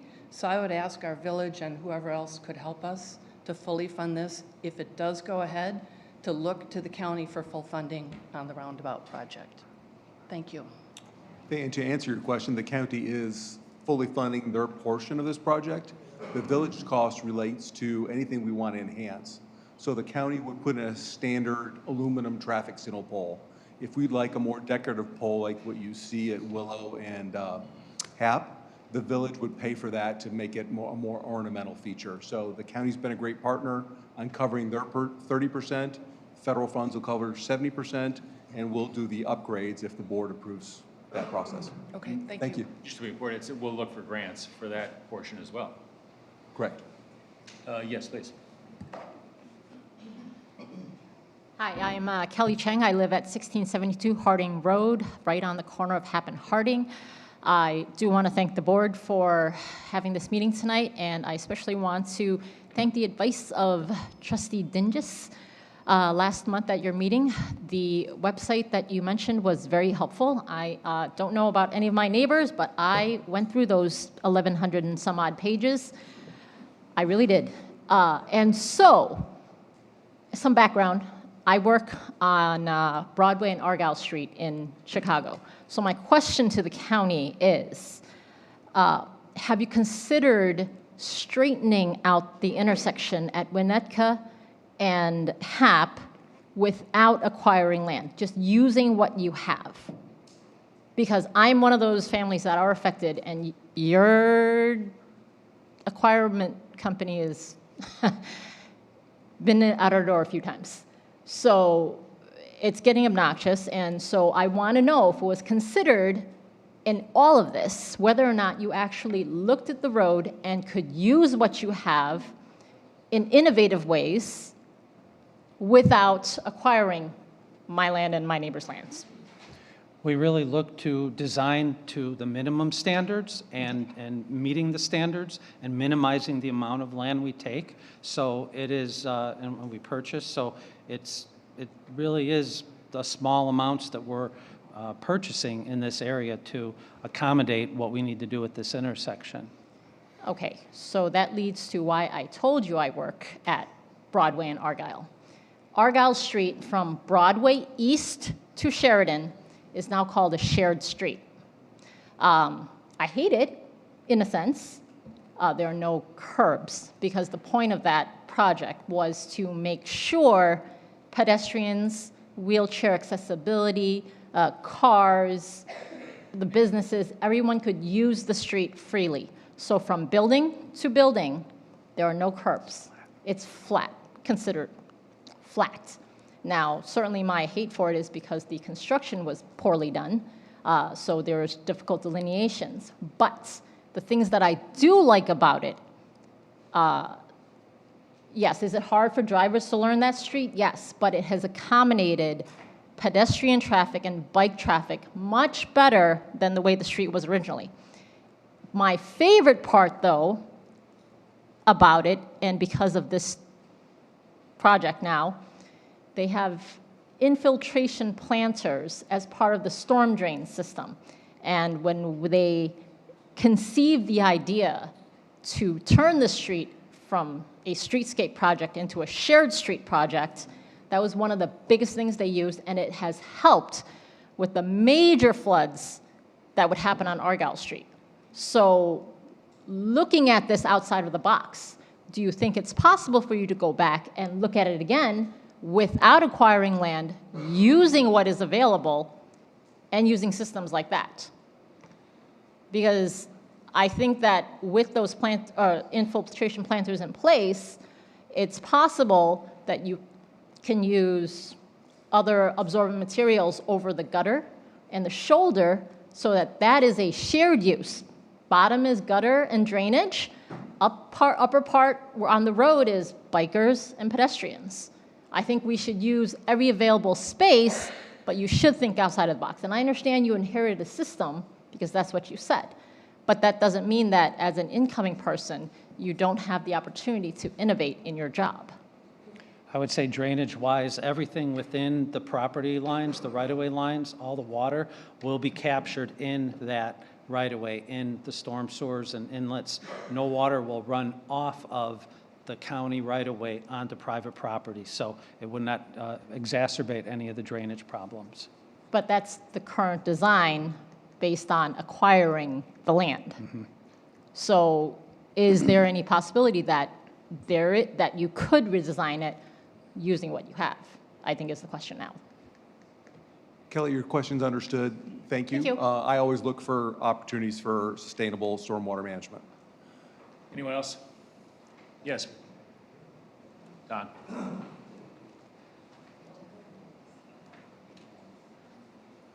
Hi, Don Graff, Winnetka and Lagoon. Sorry if I have to read a couple of these questions. I suffer from two afflictions, short-term memory loss and short-term memory loss. I heard at several board meetings that the county, and this is over the last 6, 8 months, the county will not approve Hap Road project if it does not include a roundabout. You've covered this kind of, but is that true? Without the roundabout, the county will not approve the project. Well, I think the answer is it depends. It's yes? It depends. Oh, it depends, okay. Now, there's a follow-up to that. The former village manager told us about a story that happened in Wilmette. Are you familiar with a county project that was going to be on Green Bay Road in Wilmette? I'm sorry, no. Okay, there was a county project. Wilmette did not want to do this county project. The county told them outright, okay, Green Bay Road is all yours. You plow it, you take care of it, we're done. But that was a former village manager that told us here at that board. So that's not really a question. The next one was one reason the county's four-way roundabout was canceled at Wilmette's Illinois and Hibbert intersection due to land acquisition issues. Are you familiar with that? I'm not. Okay. There was a roundabout that was supposed to be put together at Wilmette's Illinois and Hibbert Road. It was a county project, and what I was told by the former village manager again, they stopped it, canceled it due to land acquisition issues. Now we have some land acquisition issues here. It seems like there might be more land taken here than there would have been at that intersection. Any comments on that? Sometimes land acquisition issues mean you're impacting a building or taking a house or a commercial establishment.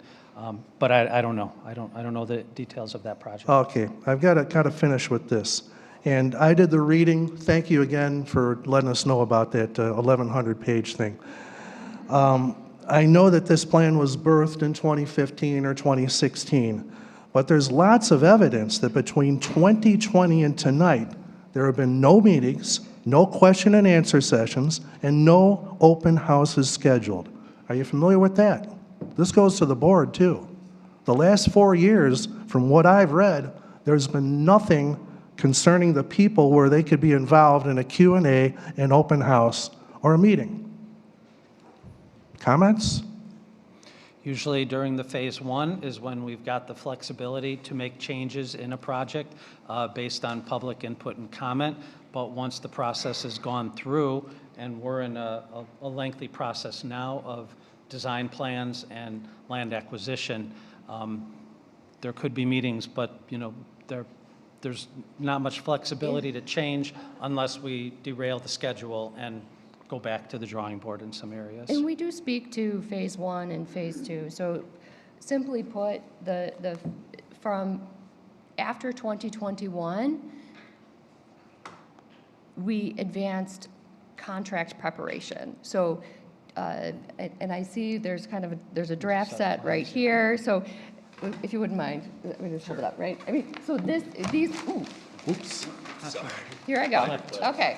So what what these are is a set of draft construction drawings, and Jared mentions that they're 99% complete. So these are detailed design drawings and pavement plans that are prepared. So the opportunity to weigh in on a project is in what we call phase one. So that is what we did from 2016. And our last public meeting was in 2020. So through the steering committee and then through the 2 public meetings that were held, as well as, I know, postcards were sent throughout to residents in the corridor, as well as letters that were sent out, there was an opportunity to provide input on the scope of the improvement. So the next stage is to advance and prepare these construction drawings. And that is where we are. And that is why there was not as much, there wasn't any public outreach, because we listened to the, we identified the purpose and need of the project, identified what we needed to do, and then the next phase is the contract preparation. Now, as the contract moves forward and the project advances towards being awarded to a contractor, then there will be more activity in terms of the project's going to be going under construction. There will be updates to residents about the impacts, when, who's impacted, what's happening. But we do, it is quite common that during this phase, we're putting our heads down and putting these construction drawings together. So couldn't it be considered that there's been 4 years of no transparency? We did not see what you just showed us. That's been out for a few years, correct? I respectfully disagree. Okay. What is being put together is the same thing as what was approved in the phase one study. The difference is more detail. So we're calculating earthwork. We're actually, Jared's team is counting how many linear feet of 4-inch white lines are going to be put down by the contractor, how many tons of asphalt. And they're also looking at the staging. How feasibly could this be staged? And so there is a lot of design detail that goes into this that is reflective of everything that was publicly available during that process from 2016 through 2021. So the document of record, which was approved in 2021 by the state and federal highway administration, is reflective of what's being advanced towards construction. If there are major changes in the last few years after the study was done, while we're doing phase two, IDOT does require we go We'd back out have to the to. public. Yeah. That's a requirement by IDOT. But there have not been major changes to what And went these through the were, process. the village should know about this? The residents should know about the last 3 years that you're talking about, the changes? There Is have there- been no changes in the last 3 Okay, years. but there was something that If- happened the if last there few were- years. If there were, IDOT would require that we go back to the public. And Don, if I could, from the public perspective. yes. From the public perspective, this project kind of went into hibernation because they were doing Correct. so much work in the background. And I think we could have done a better job letting people know there's not a lot of new information to share, but here's where we're currently standing. And from this point forward, we will be much more transparent. These speaker cards have email addresses on them. Sorry for those here, we're going to add those email addresses to our database for sending information out. So on a go-forward basis, the bear has woken from hibernation, and we're going to start getting a lot more information out to you. So I apologize that for many people, it may seem like we were sneaking this through or being quiet. For people who moved into town, didn't even know about it for some situations. We're going to be doing better moving forward. Well, I just feel that people have been blindsided, especially the people that are getting these phone calls from a lawyer. And I'll end with this. Actually, it's 3 questions that are all you don't need to answer. I still go around the village to this day, and I'll tell people, hey, or I'll ask them, did you hear about the roundabout that's going to be built downtown? There's always 2 answers. What? Why? That question is still a question to me by business owners, by people in this area that have lived here forever. And there's a lack of transparency over the last 4 years. I think that's the reason why they're still saying what and why. Thank you very much.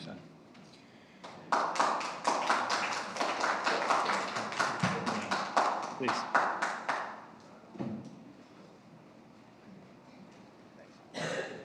Hi, I'm Robin Chalmers, 1669 Harding. My question is, I've heard you say that Hap is a major collector, and I'm wondering when it was considered a major collector?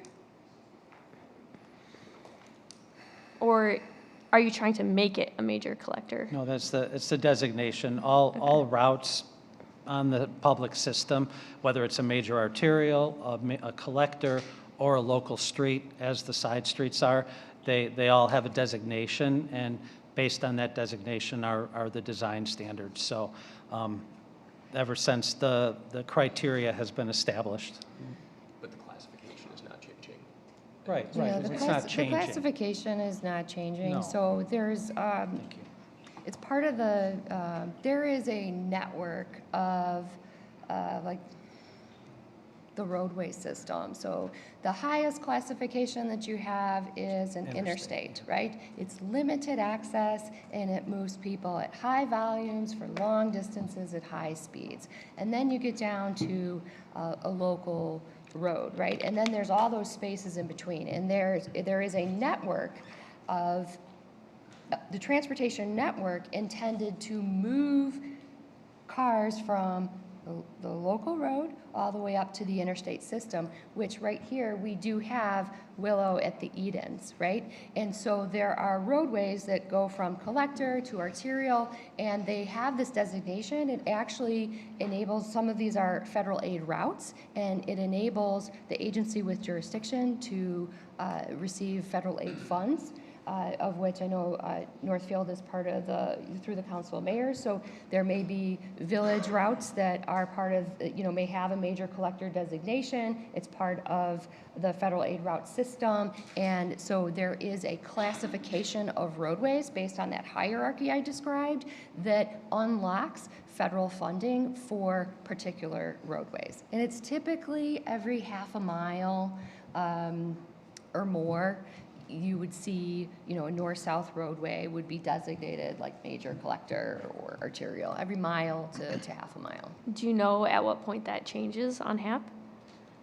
And what part of HAP is considered? I think all of HAP. IDOT's getting around, it's getting around Illinois.com, IDOT's website. You can look online, and it's the functional classification. It's a GIS-based website, and it will list the design classification for all roadways in the state. So is the whole section you're working on considered a major collector? I'm sorry? Is the whole section major collector? No, at Willow Road to the north, it upgrades to a minor arterial. And Okay. from Willow south, it's the whole stretch is a major collector. Until when? Until it ends. Until it gets to Lake Avenue. He's on gettingaroundillinois.com. Yeah. Yes, good. And is there a chance to degrade that? Are we able to do that? I mean, Like if you look in European cities where they've enhanced quality of life, they've enhanced pedestrian means, and that's enhanced quality of life in European cities. It seems like we're putting an emphasis on enhancing automobile means, and can we decrease that to enhance the quality of life in Northfield? I believe we're doing that with improved visibility and safety for bicyclists and pedestrians. Can we like decrease the status? I understand your question. Yeah. In my experience, you almost never see that happen unless the intersecting streets also get downgraded. So like if Willow was less of a major arterial, where Hap connects, you might be able to step them both down. But the fact that this is almost a bypass route for the Edens, and it connects a couple of large roadways, it would be unlikely that we would get it downgraded to the point where we could narrow lanes and make that much of a difference. It's an interesting question, but I don't think we could make it happen. It is. There is a process, and I've personally participated in adding roadways to the federal aid route system, but never downgrading them. And I think I absolutely agree with you, Patrick, that if you look at this roadway and what it connects to and what it provides access to, it very much functions in that capacity. Because I think a lot of the anger you see from residents, and there is anger amongst residents, is that thoroughfare, and it's an age-old saying, if you build it, they will come. And if you widen roads and widen the ability to move through roads more efficiently, you're going to get more traffic. And I think the residents want to decrease traffic and increase quality of life in the town. And So we're really not I would- widening the road, right? What? We're really not widening the road. We're providing a center lane to make it easier for the driveways to get in and out. We're decreasing pedestrian crossing distances. We're narrowing the road in a lot of locations. These were the keys, the goals of the project when we set forth. And whether the road is called an arterial or a collector, these would still be the same goals because It sounded like the road had to be wider because it's a major collector, so it had to be wider. That's what you said earlier in the.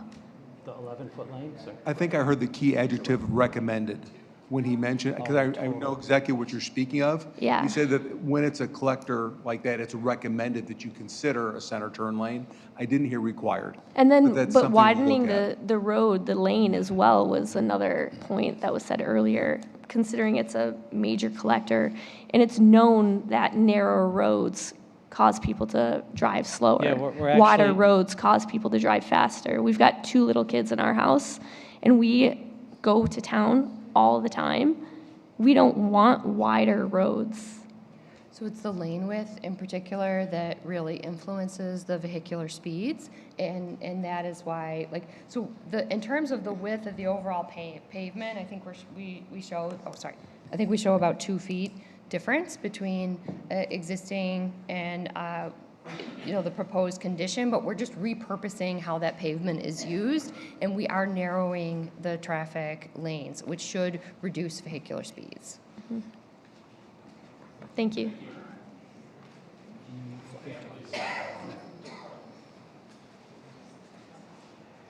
Hi, Pam Papadatos. I own a beauty salon, 7,000 square foot beauty salon for 29 years, right at the corner of Orchard Lane and Walnut Street.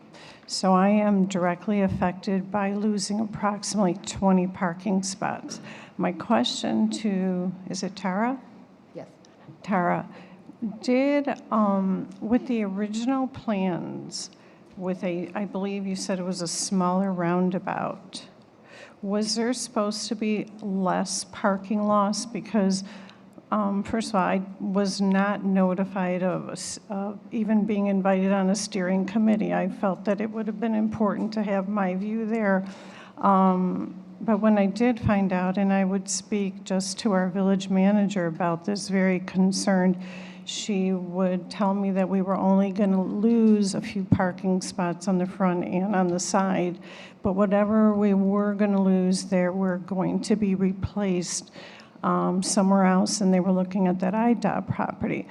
It's my understanding that IDOT, they have been communicating with for over 20 years, and up to this point, they're not interested in leasing that property. So I sit with a business for 29 years, losing all the parking that I have because I don't have a private lot, and really jeopardizing my business. So again, my question is, has the plan changed from the original where you realized you needed to take more parking?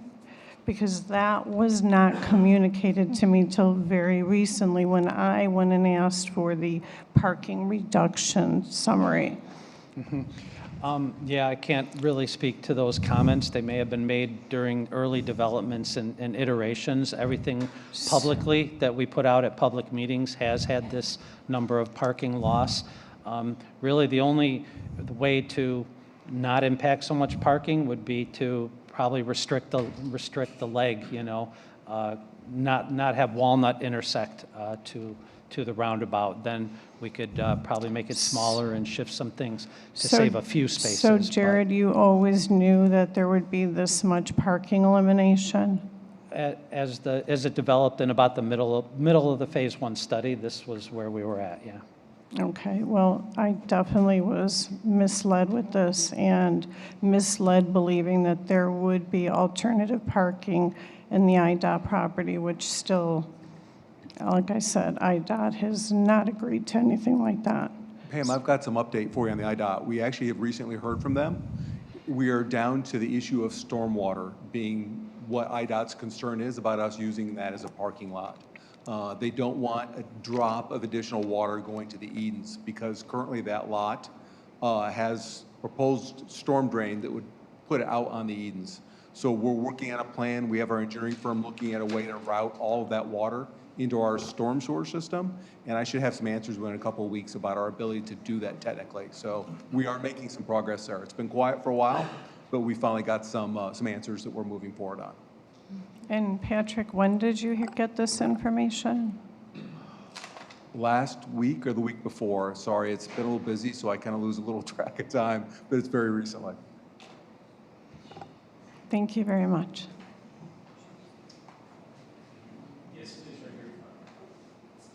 And while the next person comes to the podium, if there's anyone upstairs that has questions, please feel free to come downstairs. We've got just one or two speakers here. You were upstairs. Oh, beautiful. Thank you. My name is John Levine, 1875 Old Willow Road. I understand the benefits of the project as proposed. I'm going to focus my remarks on the roundabout, as a number of other people have. I think the rest of it, not without controversy, but Sorry to interrupt you, sir. Are these questions or remarks? Yes, I'm background for my question. I'll get right to the question. Thank you. Thank you. Okay. So I understand the benefits.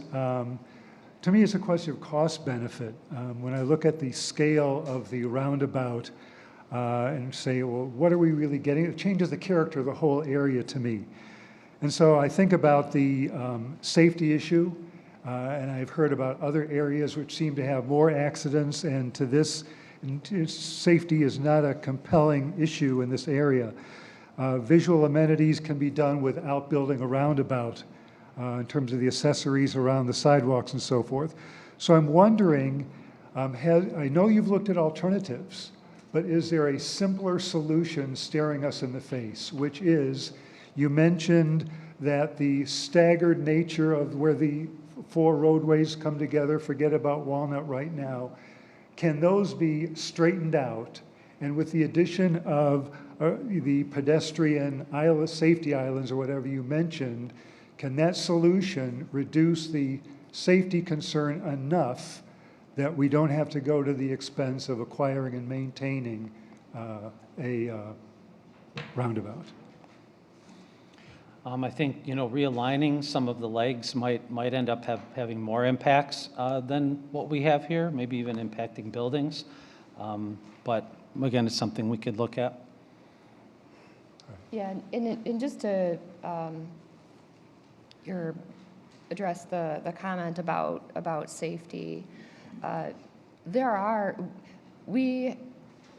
county itself, we have 570 centerline miles of roadway. We have 365 traffic signals. There is countless intersections on our network and on our system. But the point I was trying to make earlier is that this roadway is at the point where it is time to do a reconstruction, and that is why we are looking to improve it to modern standards and to provide the safest, optimal solution that we can. So point well taken that there are other locations within the county network and system where there are crashes. But the issue here is this is based off of all the existing conditions and the goals of the project, that this is where we arrived at the optimal solution. I appreciate that comment, and it just is the fact that you can get to the ultimate in safety, but do we need the ultimate in safety at this location compared to improved safety without having to go to all the disruption of the roundabout? Thank you. Thank you.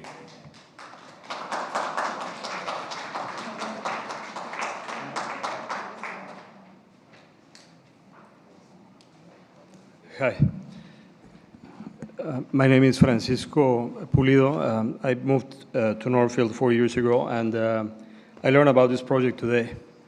I am an architect and an urban planner. I have worked in 4 continents, and I'm actually quite concerned about what I see. what I've seen today. I actually think that I think you're in a pretty tough position.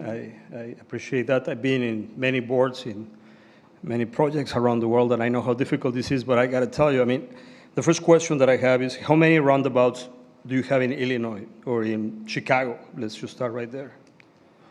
There's probably dozens in the region. Yeah, 10? I don't know. No, more than that. In Chicago, Well, more than that. 10? I'd say The in, built environment in Chicago, I don't know that it lends itself to the roundabouts, but within Illinois and the six-county region, yeah, there's got to be Dozens? dozens, yeah, 30 or more in the Because it sounds like six-county Northfield, area. I mean, this is not Tokyo, right? I mean, it sounds like Northfield. I mean, a roundabout here to solve a problem that I don't even think is a problem sounds like a big solution, right? I mean, I think what the gentleman before me was actually talking about sounds interesting as an architect. If the solution would have come from a place where we're trying to make this more, improve the urban condition, improve business, create a better environment, improve the character of the place, and then you find a traffic solution that fits that vision, I think that's actually great. But if the solution is focused on a safety problem, I think it's kind of narrow-minded. And just by the way, Denmark has done a study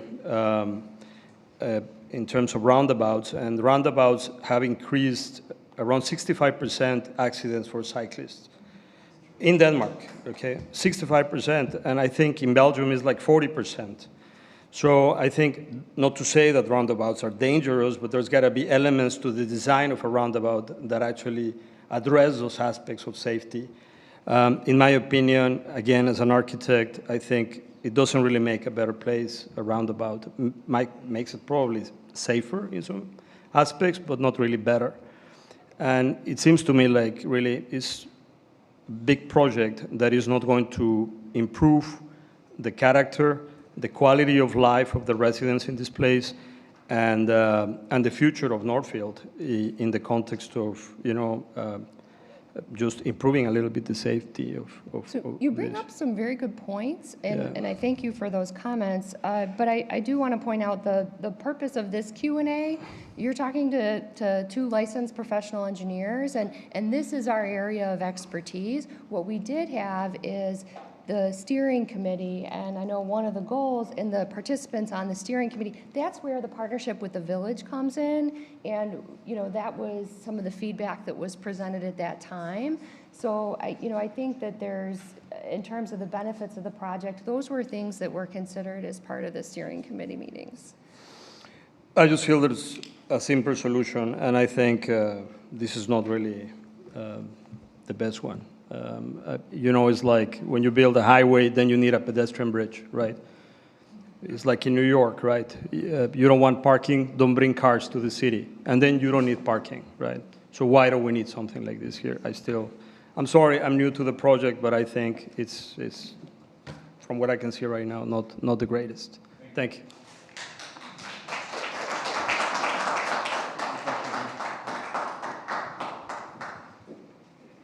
I represent Friedman Properties, and we own 301 Hap Road, Northfield Village Square. We have always considered working with the board here as a cooperative. I've been before the board many times, and we've always worked together. I have a couple questions. I'll give one to you so you don't feel left out. Is there a possibility that during this process, Walnut could be opened up off of Willow so people can turn left off of Willow and right off of Willow so that they could get to the shopping area a little easier? Yeah, I think that's an IDOT decision, and I think the village has asked IDOT about that, and they have not allowed that. Okay. My second comment is, I have a lot of really good tenants in the shopping center, and they're reeling off of the pandemic at this point. They're still trying to get their feet back on the ground.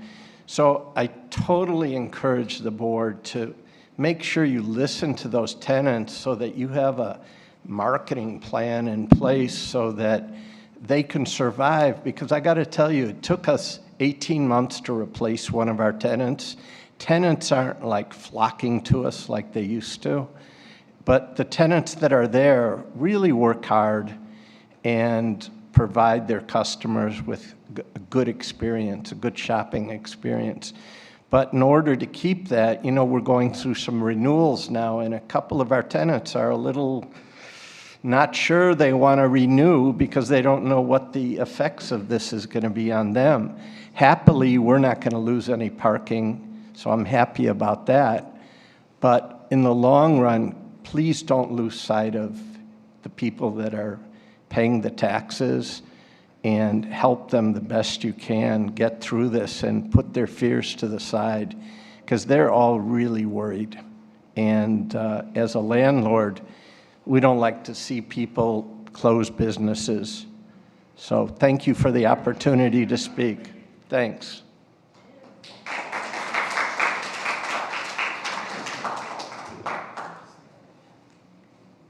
Fred Steineman, 141 Hap Road. I appreciate the board putting tonight's meeting together. As many residents probably know, after Willow was completed, it felt like the village was divided, north side, south side. Traffic flows through the corridor that it became. Our concern is that's what's going to happen with Hap Road now. Traffic obviously flows down the street, narrows into a two-lane road. People have to slow down. The curve slows them down, and they get to a school district area where we hope people are driving slowly and such. Widening the street, as was said earlier, will widen the view, but also increase the traffic. I've mentioned this before, how when the Edens backs up, traffic gets off Tower, comes down frontage, drives continuously down Hap Road, past New Trier and Loyola, and I'm concerned that it's just going to increase that volume. In regards to the width of the street, presently I have a 10-foot parkway. This land acquisition and widening of the street is asking for more, and I see this shared path on the west side. Who are we sharing that with? Bikes and pedestrians. So Shared bikes and So pedestrians. we're going to enforce bicycles that traditionally come down Hap Road? We're not to forcing anybody, no. Okay. No, making an accommodation if cyclists want to use the path. Okay. If that were, presently sidewalks are typically what, 4 feet wide? 5. 5 feet wide, and we have that presently on both sides of Hap. Is 5 feet going to keep the width of acquisition to a minimum? Keep, instead of that 8-foot wide path? Was that considered? I'd have to look at your specific property, but the path is 3 feet wider than a sidewalk. Okay, and that's going to be cemented or asphalted? I think it's asphalt. It's PCC. It's The whole concrete. way? Okay, the Yeah, 8 just feet will for be the concrete? Yeah, for the shared use path. Okay. I'm not sure what he said. Concrete, like a sidewalk. It's concrete. Like a sidewalk. Concreted, okay. I'd also like to mention, you know, you mentioned earlier, Tara, about postcards and information or notifications and such. I believe more people have attended this one meeting than all of those gatherings that were held in 2016 through 2018 and such on, because of the awareness that was raised by its residents. And I do apologize, this board was not responsible for that, but it took Santa Cruz to make me aware of how I was going to be impacted. And there was a significant failure there, and I know it's not on your docket to be responsible for that, but in the past, villages had a voice and an opinion and a chance to choose. I didn't see that happen here. I know the board members back then and the county and the state were a part of that discussion, and residents were always open to attend, but without awareness and a reason to attend, not many do. I would ask that there be some time put aside or put in place to raise more awareness about this so that the village can have some opinion, if not some decision or vote on this. Because some improvements, I granted, are out of our hands, but some require everyone's decision, everyone's voice, as it were. And I know the village has these meetings and there's places for public comment. That doesn't change anything. That's just a matter of record. But I would ask that we have more time to inform now the rest of the village and give this more consideration. Thank you.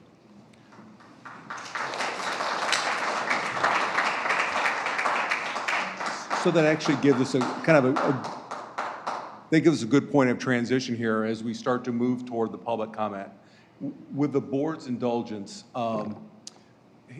sorry, I haven't really scripted this with you folks, but I think Steve Gutierrez is upstairs. Would you please, the people in the room who do not support the construction of a roundabout after watching this presentation, would you raise your hands for me? And Steve's going to get us a rough count, and I think our corporal just went up also to get a rough count. Thank you. People with concerns about the center turn lane on Hap Road, that they do not support that, would you raise your hands, please? People that don't like me, would you raise your hand? No, I'm sorry. Hands down. Hey. What's his name? And people who are have concerns based on the Hap and Winnetka roadway configuration, would you raise your hands that you don't like that current configuration? The proposed improvements for the lanes at Winnetka Road and Hap Road, you don't support those changes? Okay. Okay. The currently proposed configuration you saw this evening? Yep. Proposed. Yep. So this helps me start to figure out what some of our options are, and through through this meeting and even through the questions process, I get an idea where people are thinking of the problem areas.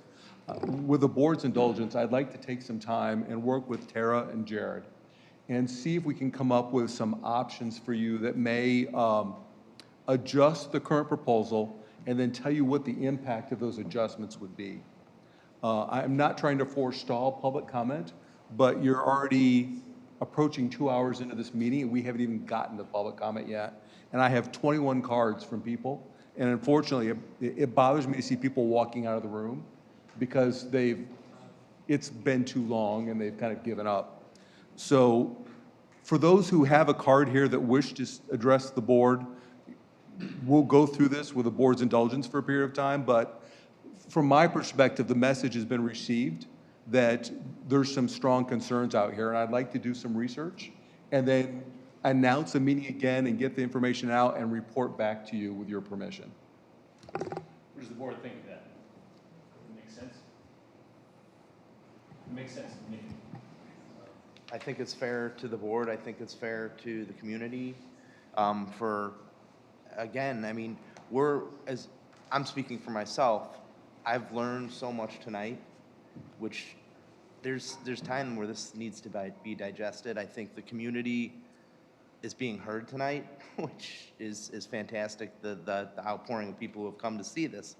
But I think that, I know we're going to hear public comment, but I'm happy that you can look and see by a raise of hands and are willing to address those so that we can come back again and talk to the community. So I'm in favor of that as well.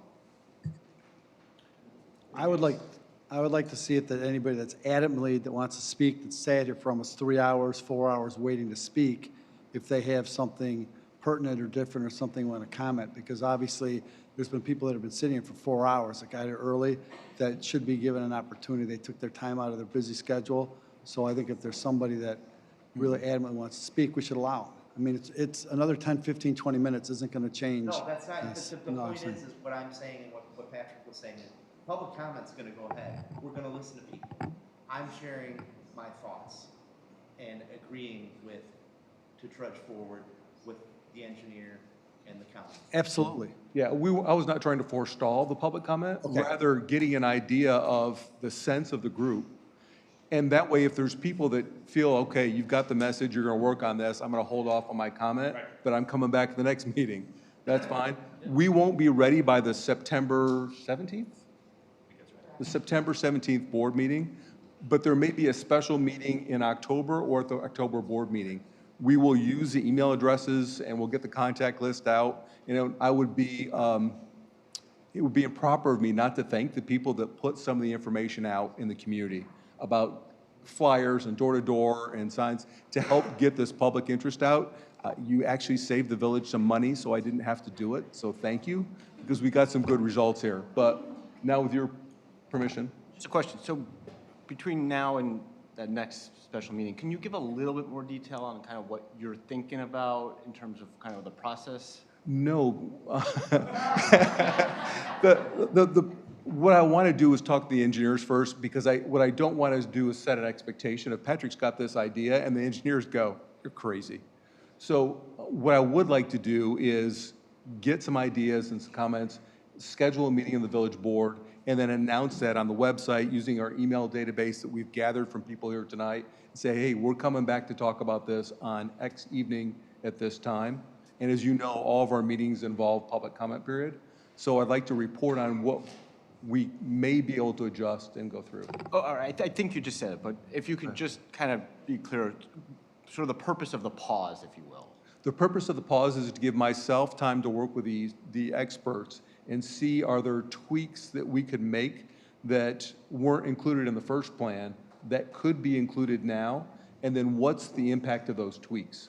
If it's a big one and you need to know about what dollars that would cost or time-wise. So that's Then my could thought. you also then call off the land acquisition issues with the 10 or 20 people that still haven't done anything with that? Because obviously, if there's stuff going on and there's potential that something might change in the project, why would they continue then to try to negotiate those issues if there could be some change? Because as you heard tonight, they're under a very formal process.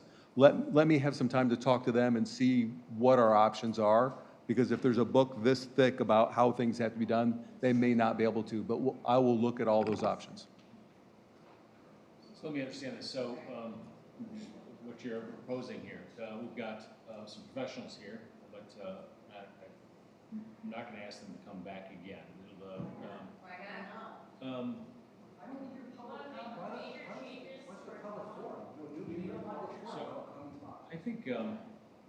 I think we should finish with the questions that the public would have for our professionals here. If we need to ask Tara, very kind to be here. Thank you very much. And so, I know number two at Cook County Department of Transportation, you have a very busy schedule. So thank you for being here. If we need you to, there'll be a request. Please talk into the microphone. So I'm wondering, Patrick, this is a question. What are you thinking to just finish up the questions for our professionals here, or are you? I think we had question and answer finished based on what I saw. Everybody's had at least one round. Excellent. So it's time for public comment. But to your earlier comment, based on the level of changes we're recommending, it may or may not be necessary to ask some of our experts to come in. But we'll work with them and we'll try to schedule the meeting enough time that we can get the right people in the room so we can do our best to address questions. I guess I would, all the people that have been sitting here all this period of time, and maybe we're going to do this anyway, but if they're still sitting here and they still have something to say, they should be allowed to say it. We're not stopping public comment at this point, right? All you're acknowledging is that you understand most everyone in the room's concerns and that you're going to go back to the table and see what you can do about that. So if someone still wants to make a comment about something in the audience, I think at least at this point, at 10 minutes to 9, we're still all in agreement. At midnight, we may change our minds, but that we want everybody to come up and say what they need to say, right? So absolutely. If somebody still feels strongly, they're welcome to come up. If somebody's like, okay, they've got it, I'll hold my comments until next time, that's fine too. It's totally up to the group. Perfect. So if there are no more questions for our engineer and for our county, okay. Yes, please.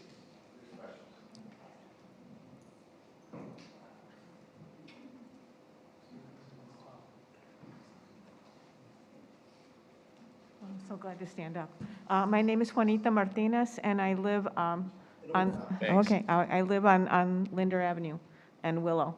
I wanted to know, could you tell me the address, like within 25 miles of a roundabout on an intersection this size? Because that has been the biggest shock for me when I finally found out what was going on with this. I was like, you're going to put that in that space? I don't care how many streets are feeding into it. That is just like, they used to say 10 pounds of potatoes in a 5-pound sack. It's like so tiny. And they said, and there's going to be a fountain too, and it's so bizarre. Is there one we can go look at? Because I'm trying to imagine it. The only thing, I don't own a business. I'm not going to lose any land on this. I've lived here almost 30 years. And my only experience with it will be as a driver. As a driver, I can tell you, I'm not going to go there anymore. And I guess the business owner should be concerned about that. Because if I'm just driving around this thing and trying to not hit anybody, I'm not going to, and I already know that you cut all these parking spaces out, I'm not going to shop any place near there. Because it will be too dangerous to even go try to pull into one of the streets to look for a place to park there. That's what happened when they fixed the ramp on Willow Road to go south. I live a half a block from that entrance to go south on the Edens, and I don't go there anymore. I go down the frontage and I get on at Lake Street where there's a nice long on-ramp. So I'm just one person, but I'd like to see a place where they have a roundabout on an intersection this tiny. Thank you for your sharing. Thank you for your comments.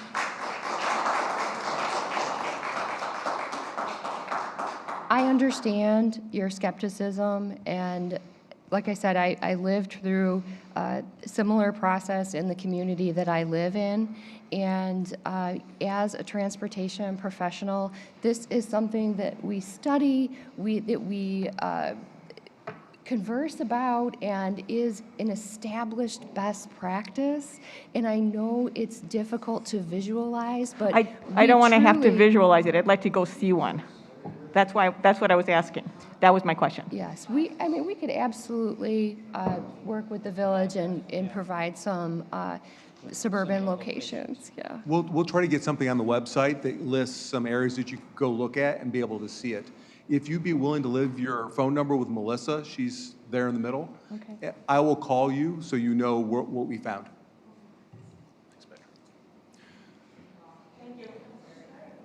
Hi, my name's Alan Pearl. I live at 245 Maple Road. Thanks. Is that better? Yeah. Alan Pearl, 245 Maple Row in Northfield. So, full disclosure, initially, I became aware of this only because some business owners talked to me about what's going to happen here, losing some parking spaces. And my wife and I have been in the community for about 15 years and really want to have a downtown like what Met has created, Winnetka, Glencoe.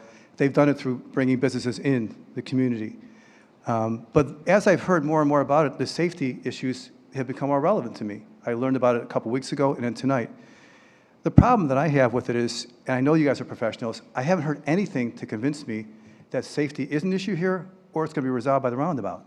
So a lot of questions have been asked of you guys about how many accidents. Well, I don't really know.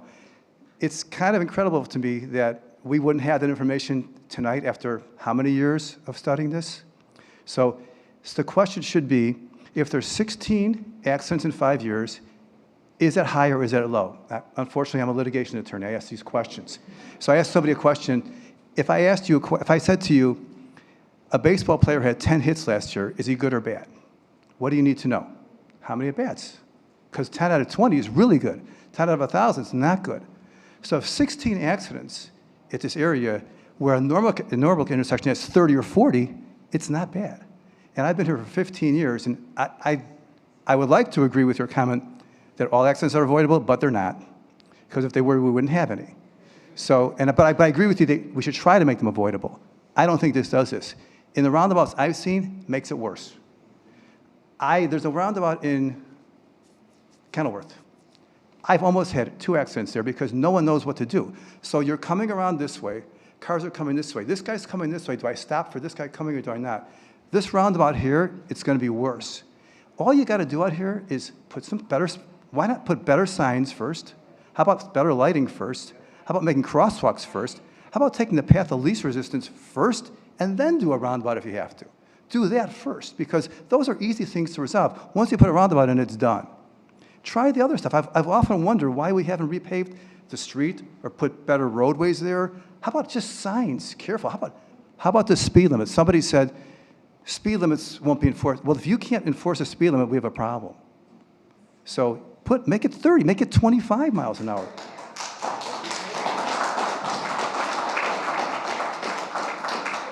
Because you've acknowledged the fact that people are using it as a pass-through. We know that, right? Do something about it. The roundabout doesn't do that. All the roundabout does is create more backup. Here's what's going to happen. You're going to have, and I'm getting older myself, so don't get this thing right. Older people driving get so confused with these things, it's impossible to figure out. Do I go around it, to back through it? A stop sign would be great. I understand that they won't let you do that because of what it is. Figure out another way to slow the traffic down without a roundabout. It doesn't help the safety concerns. It doesn't do it. If you want to attract the comments that I heard from this gentleman right here, many of the things I was going to say, I'm not going to say because he covered them all. They're so key. So if safety is your biggest concern, do the proper studies. Figure it out if this really will help. If you want to bring more traffic to the community, like somebody said, make it like the downtowns, well, I can tell you what does that. Restaurants, areas where people come visit, that brings business here.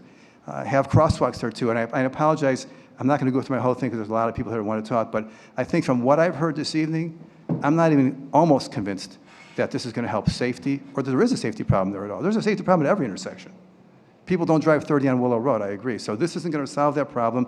You're going to spend a ton of money and effort when you could do other things first. And the last thing I would say, I've been on school boards and boards. What you should do is have a public forum. This is not how it should be done. This project has been, I've been here for 15 years. I never heard about it until 3 months ago. Have a public forum, not like this at 10 o'clock at night. Get us out there at 6 o'clock at night. I've never seen this many people come, and I would say 90% of the people here are against it, not for it, from what I've seen, and I could be wrong. So get a public forum going, let us get involved, let's talk to you about our concerns, and then as the board, because yes, you will be voting, but you have to vote, you should be voting what we want, because we put you in office, and you should be, let's listen to what we say. If the people give you reasons, if people raise the correct questions, and I don't mean in 5 minutes, I mean in a couple hours, and you hear all that, then go back and talk about it and see what the people really want, because a lot of stuff was raised, great points here tonight, that probably you've never heard before, because there hasn't been a public forum. We were going to build a new, last comment, we were going to build a new school in Lincoln, when I was on board, for $12 million. We stopped it. I said, have a public forum. The people came out, they stopped it, because they didn't want it. No one knew. Have a public forum, talk about it, see what people are really talking about, because these people that live here, they drive by this intersection every day. They know whether it's safe or not. They know how to traverse it or not. That's the people you should be talking to. So I would say, after tonight everyone talks, don't do anything. Have a public forum. Let's go back to that, and then after that, make a decision. Thanks.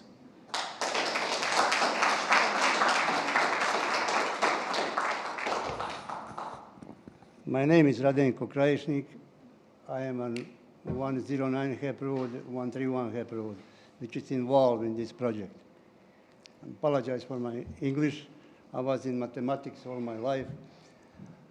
I have a question for Mr. Patrick. When he said it's only a little bit land taking on the proposal, my both lots, it's wide 65 feet.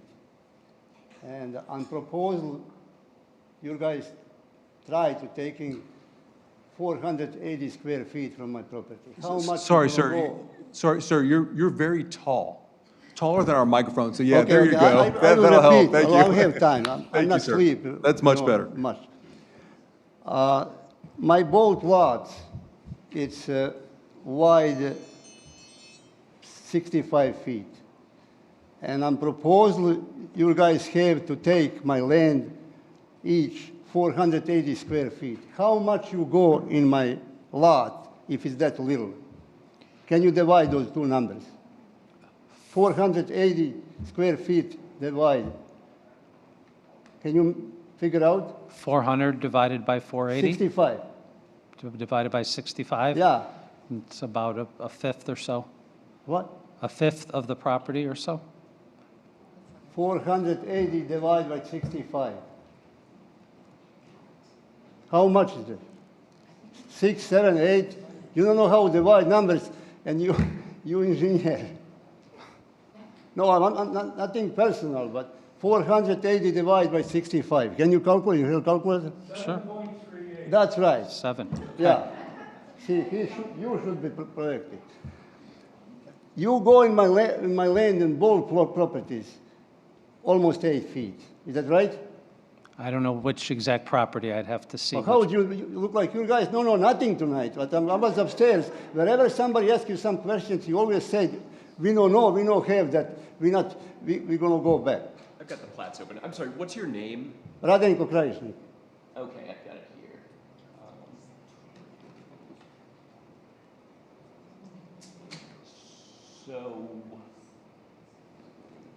109 Hap Road and 131 Hap Road.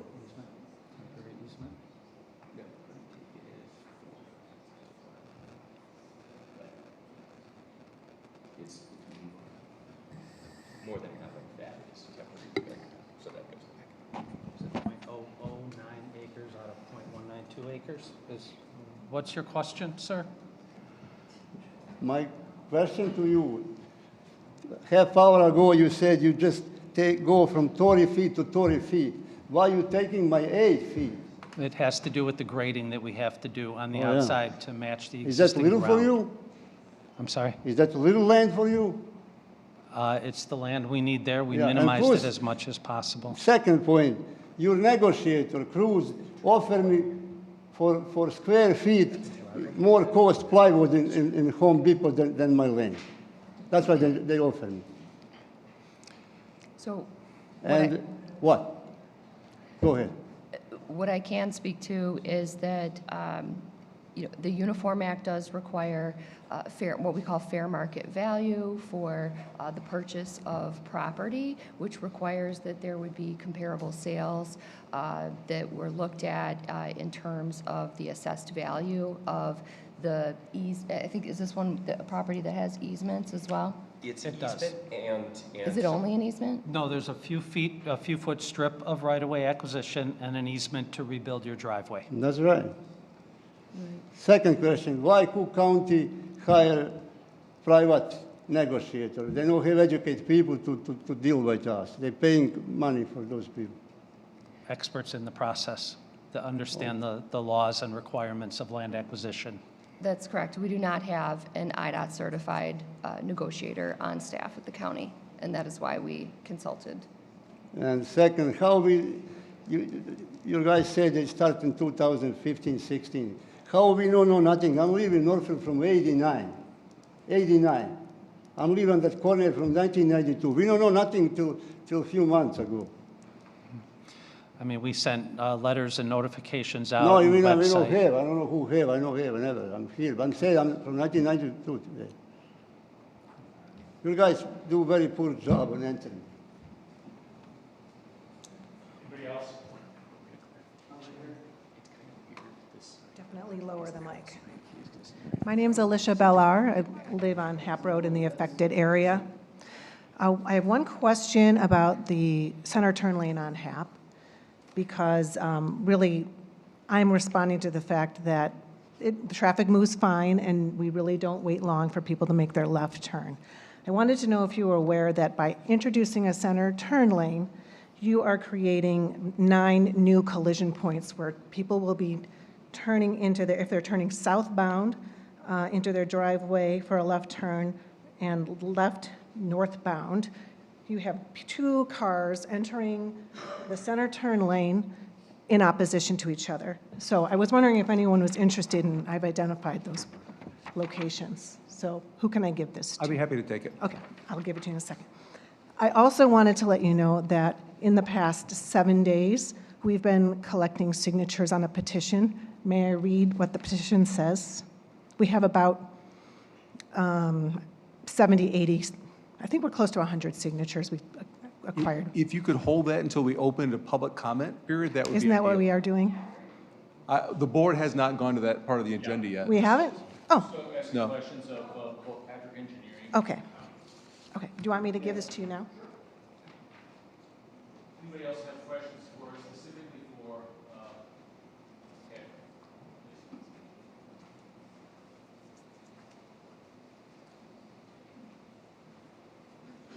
Since I now understand a lot of your process and considerations around safety, I would request that your safety information, such as accidents, preventable, and those that have occurred, also be further striated to be addressing 5-spoke roundabouts within 400 feet of major artery. Thank you. Anyone else have questions for me? Yes.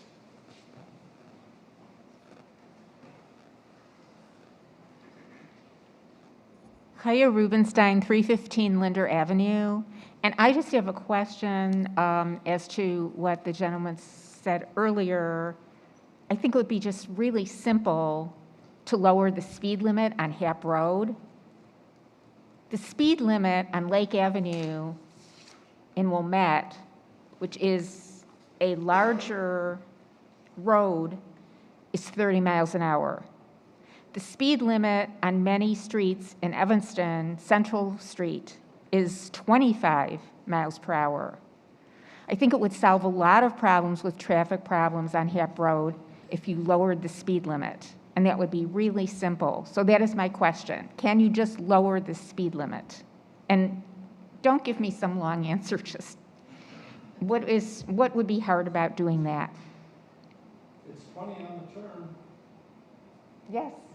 Yes. And the rest of it, you know? Probably advisory. Yes. And Willow Road is 30 miles an hour until you get up to Waukegan. So It's a smaller road and it curves, like you said.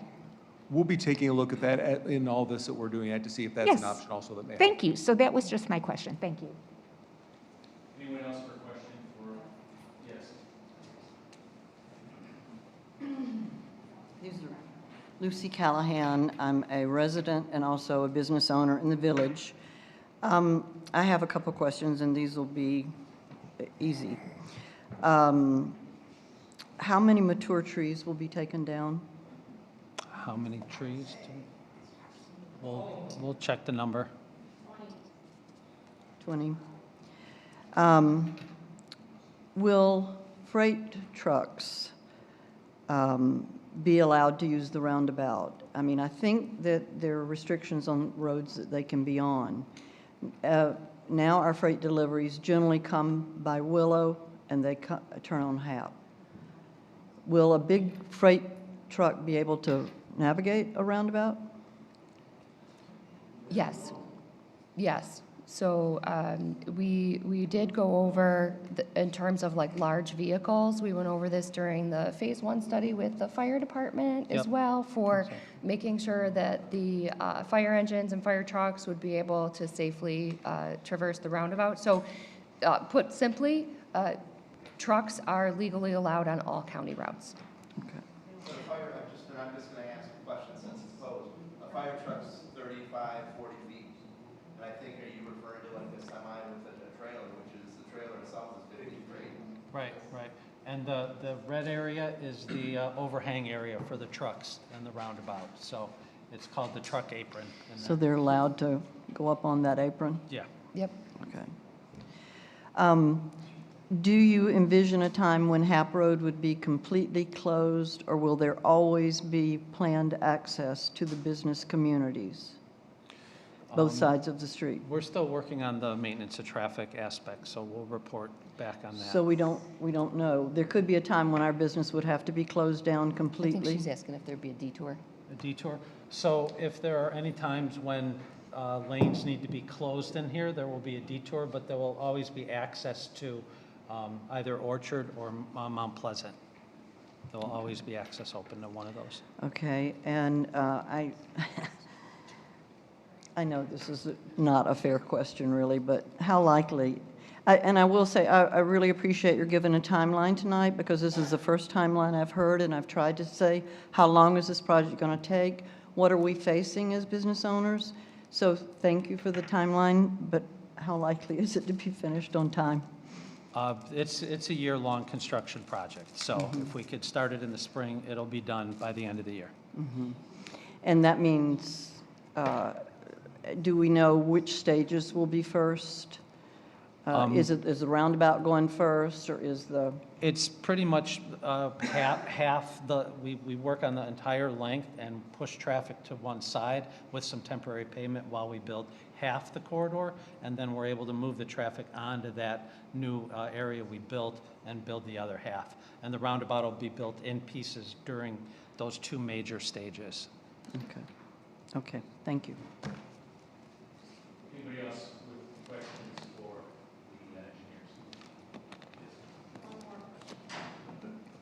Sorry, this is Kelly again from 1672 Harding. I know we discussed that you have to go through this huge, thick phone book of rules and regulations to stop or even pause, but according to the letter from Santa Cruz, we had 60 days from when they sent it, and now that we're already into September, I believe we only have about 2 weeks left before the county decides they're going to put us into condemnation. And that is one of the reasons why I think myself and a lot of neighbors are a little antsy to get a straight answer for this question. So is there a way for you guys to specifically say, okay, we're going to ease off, and then in the meantime, look up what you need to do to pause, but there needs to be at least a temporary stop? Absolutely, and I can speak to that. So what the law requires is that a minimum 60-day notice be provided. So should there be, should property owners, I do not know any particulars regarding the property that you own, but should property owners be unresponsive? Sometimes we can't even find a property owner, right? Using that as an example, or should there be an impasse in negotiations where we can't agree?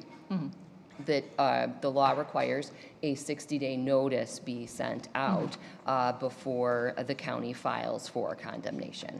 I can assure you that our goal is always to settle, and filing for condemnation is the last resort. So I can assure you that there will be no advancing, parcels for condemnation or filing, with the courts at any time until we've worked with the village and seen this process through. And certainly to reassure the rest of my neighbors who have similar letters that in the interim, we will not be called or contacted by anyone from Santa Cruz until we have come to an agreement of some sort about how this project is going to move I'm forward. glad you said that, because that's different than what I said. So the 60-day notice is saying that if we've come to an impasse and the county has the ability to advance acquiring the property through condemnation, we do independently have a negotiator whose goal is to settle. So that's different than having a touch point every few weeks to say, how's it going? Did we get it? Have you reconsidered? So what I'm committing to is that 60-day notice, the county will not be filing. Because we're almost at 60 days. Correct. So I am personally the one who authorizes that and asks my superintendent to sign the letter. I can promise you. Okay, so So myself what I and my heard, neighbors Kelly, are- is there will be no condemnation proceedings starting until we have a discussion. However, Santa Cruz may still call you because that's part of their role. Okay. But we'll have a discussion about that also and see Okay. what we can do. Yeah, because it really becomes an ongoing thing. I mean, I know how to, answer them, how to whatever, but, some of my neighbors are probably a little older and they don't deal with these kinds of issues. We hear it's creating anxiety. Thank you. Thank you. Anybody else with questions? Yes, more. So I'm Kim Worth, Orchard Lane. I'm trying to determine if this is more about safety. I feel like a lot of it with you is safety, right? Slowing down traffic, making it safer for pedestrians, drivers. And yet, I feel like there's also a little element of beautifying the village. I'm not sure if that's coming from your end or the village end, and attracting more businesses here. Obviously, we want this to be a destination, not just a stopover. So I'm going to go back to like really rudimentary thoughts. Did anyone ever consider just scrapping this whole thing and putting in speed bumps? And I don't want to hear about the fire department, because there are many speed bumps in neighborhoods in Northfield on private lanes, and in Wilmette, there's multiple ones on Manor in a residential district. So the fire department obviously can get through there, but was that ever a consideration? In terms of what we're trying to do for this project, can you speak up just a little? Sure. I'm sorry. In terms of what the county is trying to do for this project, we're looking at upgrading it to modern standards. The measure that you spoke to, speed bumps, that would be if we were trying to solve a problem of vehicular speeds, and we weren't in the position of reconstructing the roadway, right? That would be if we said we don't have any money to do anything. I'm speaking hypothetically, right? That in the interim, what we can do is, try speed bumps, for instance. That was not in our calculus as part of this, because we are upgrading the roadway to 2024 standards. Okay, so by 2024 standards, does that take out the safety value of this, or simple? We would not put speed bumps in a new roadway that we reconstructed. And no. why is that? There are new speed bumps all throughout the city of Chicago, in school zones, in neighborhoods, on main arteries. I know that's not your jurisdiction, but I just don't understand. I mean, I'm feeling like it's more about the spend than anything else. About the what? The spend. I mean, I don't understand, and I'd like to hear what the village board thinks about it too, because it seems like if a lot of people are not about the roundabout, speed bumps, if your ultimate goal is safety, which is what I've heard all night long, safety, safety, safety, what's wrong with speed bumps? Speed bumps will not improve visibility of pedestrians. And speed bumps are a measure, but it depends on the specific conditions of the roadway. So you mentioned several other instances that you've seen throughout the roadway network in the region. I can't, speak to those or answer to those, but what I can say is that, safety is a consideration. The 6 goals that were presented tonight are what drove this design. It doesn't help the confusing movements at the existing intersection. It doesn't help the layout and the way vehicles interact. It could be a sound annoyance to the area as well, so. A sound and annoyance? As axles and cars bump the speed bumps. Okay, I don't know about that. I'm no engineer, but it seems to me like speed bumps don't really affect pedestrian visibility any more than this would. I mean, this, you're looking around corners, a speed bump is there. Every intersection, you can see with the naked eye. You can see a pedestrian over a foot. So I don't understand that. But thank you for your time. I appreciate it. Anybody else have a question for our engineers or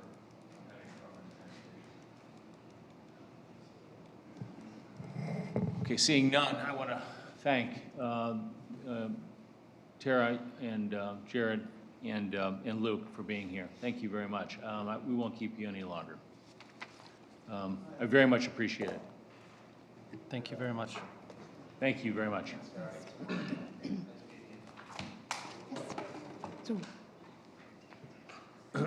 It's our pleasure to be here, and we appreciate the continued partnership with the village, and we look forward to working with you on this. And are we going to public comment? We will. Because I yeah. would like to stay and listen. I'm sorry, say it again. I would like to stay and listen. Thank you very much. Yes. That's great. Okay, now we reach the public comment portion of our agenda. At this time, anybody who is here can address the village board. This opportunity is not limited to comments just for the Hap Road project. So if you have comments about our police officers or firefighters or anything else, we welcome those as well. Patrick's got a stack of speaker cards, and we're going to call up. President Lugmas, with the exodus I've been seeing from the room, it may be best to go to your normal style of just asking for a raise of hand. Okay, that's fine. That's absolutely fine. So this is a public comment period, and anybody who'd like to address the board, just so I know that it's not a, just so you know, it's not a back and forth. This is an opportunity for you to speak to the board on any topic. Please. Okay, my name's Alicia Bellar. I live on Hap Road. In the last 7 days, we've been collecting signatures. Residents have been. We plan to continue gaining signatures. I just wanted to read it for you. I was going to give you a copy of them all, but we collected more tonight, and I need to get you copies. I'll compile them all. So here's what we're asking for. Residents and business owners in Northfield would like the village board to hear their concerns about the proposed Hap Road corridor. We're asking the village, along with the Cook County Department of Transportation and Highways, to pause on any and all work related to the existing plan, conduct a new analysis of what the corridor needs and what residents and businesses want. Using that input, develop a new plan that will be put to a referendum. So we have, like I said, about 100 signatures and counting. That's what we're asking for. So I will provide copies, but I will then provide more copies as more signatures come in. Yeah, that's all I have. Very good, thank you. Anyone else? Hello, good evening, village trustees and staff. My name is Erica Block. I am a planner who's worked in 15 years of local government for the city of Evanston and for the village of Wilmette. And although I'm not a Glencoe resident, my family is. They live in Northfield since 1980, and many of my friends have moved back to Northfield. I am a frequent and weekly patron to many businesses in the Village Center Business District. This is a core business district in Northfield that needs parking spaces, even more parking spaces than there are even now. The Village Center Business District deserves more thoughtful parking planning than removing the parking. There are critical parking issues that have not been addressed. Removing the parking to create more landscaping and streetscape beautification in this business district does not aid its patrons. Many of the retailers, restaurants, salons, and fitness centers need the parking to accommodate their clients. Many customers park and run errands to multiple businesses within this commercial corridor. Easy, readily accessible parking is essential for patrons along the Hap Road shopping corridor. There are alternative ways to slow down traffic instead of creating a new roundabout. Much do not remove necessary parking needed in the village center, such as creating decorative brick paver roads with brick inlay sidewalk crossings. Also, the brick does allow for water drainage that comes off the street. Keeping the streetscape designs in the plan, they are beautiful, and I think that also is very helpful for the streetscape in that neighborhood. And utilizing the open space of the Village Hall property for the location of the water fountain and landscape feature could be a great suggestion to be used. Thank you. Thank you. Anyone else?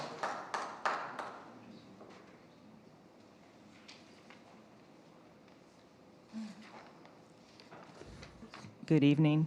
My name is Ann Hines. I co-own Three Tarts Bakery with Kate Rooney. We have owned and operated Three Tarts since 1998. That's 26 years. I appreciate the opportunity to speak this evening. Customers come to Northfield for personal service and good, accessible parking. But on a busy day, it can be a struggle to find parking. Removing 20 spaces on Orchard and Walnut is sure to have a negative impact on customers accessing those businesses, and in turn, a negative impact on all the businesses along Hap Road. We are in favor of improvements to Northfield that will enhance the residents' lives and the business community. However, we believe the project as proposed, with a 9-month construction timeline, if everything goes well, will prove to be too costly to continue owning a business in Northfield. Thank you. Thank you.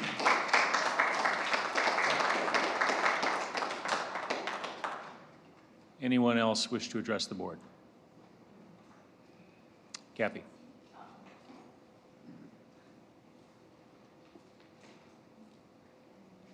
Kathy Estabrook, 1620 Mount Pleasant. I'd like to address the last 23 seconds of the audio on an open mic at the end of the Committee of the Whole. The fact that Todd Fowler feels that he can buy Pam's business or buy her building if this doesn't work for her is outlandish, disgusting, and disappointing at best. He needs to recuse himself from anything that has to do with this because it gives Northfield a very, very bad name.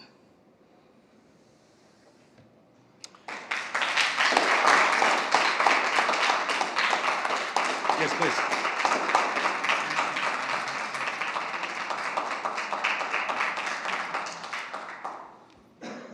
Thank you for the opportunity. Sure. To talk about CV for you more. I'm an industrial designer. I've spent my entire career designing products and spaces and environments that are empathetic to and helpful to improve the human condition. I've designed hotel sign systems in South Korea, Japan, Guam, Honolulu, and on the west coast of the United States. So sign systems are now called wayfinding systems. I get people to places, I get them around places, I get them to the bar, and I get them to the toilets. So I spent the second half of my career designing commercial light fixtures. Nothing decorative at all, just commercial light fixtures that light up Starbucks, Whole Foods, Crate and Barrel, and when LEDs came along, I picked up on that. So my point by giving you all of that information is, I think, as some people have said earlier, a lot could be done with proper signage and improved lighting. I'm not going to address all of the details from Willow Road to Hap Road in my delivery. I've lived for 29 years at 1704 Harding Road, which is the first street north of the Metro Road. I hear every fire call, and that's not a problem. I like that. My insurance rates are a little bit lower. And there's a hydrant nearby. There was a big kerfuffle when we allowed the developer to develop a property at the old AT&T site, which was just a slab of broken up concrete because of traffic concerns. That intersection is the synapse of almost 90% of what I do.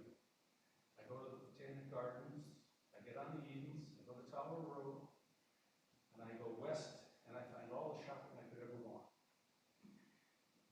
In 29 years, I have never seen a near miss. Oh, by the way, I hang around at the library a lot.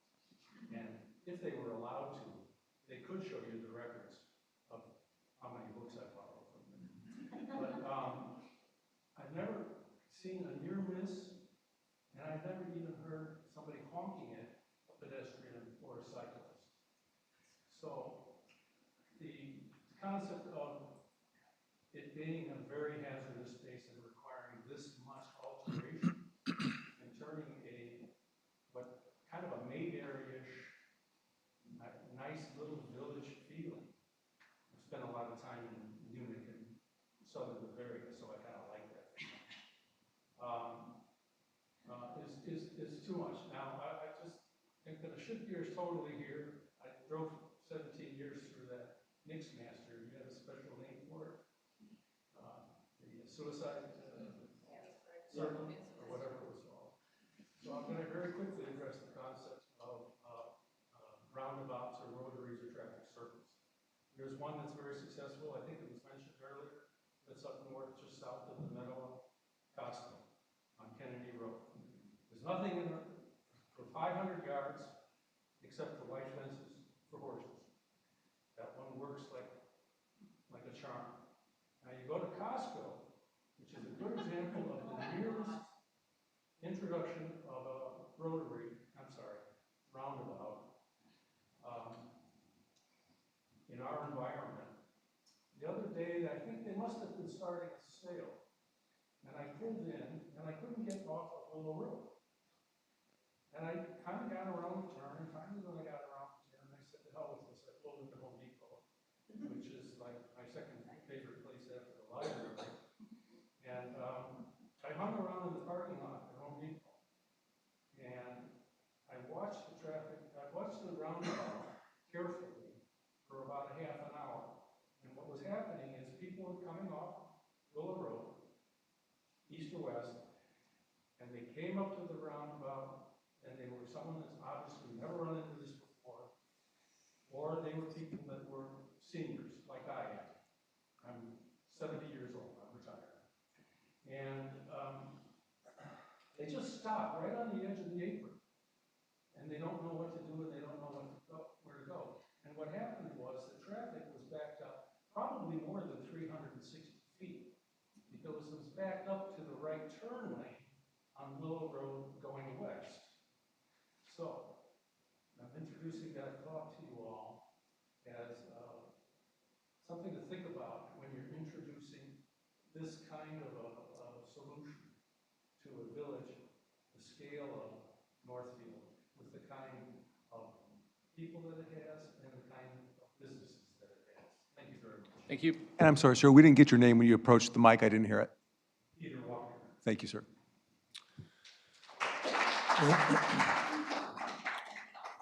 Anyone else? Please. Lucy Callahan, resident and business owner. I have a lot of notes here, and a lot of my questions got answered tonight, so this was very helpful. Could you just pull the microphone down towards you? Thank you. I do want to say that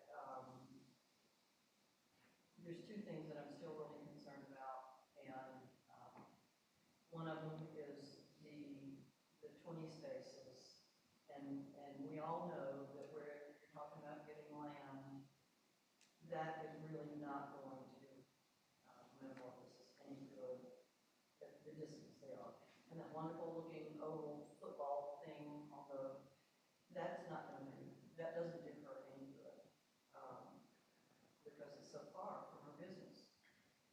And I really think this is the business that's most affected by these changes, and that the roundabout construction is really a virtual death sentence for that business.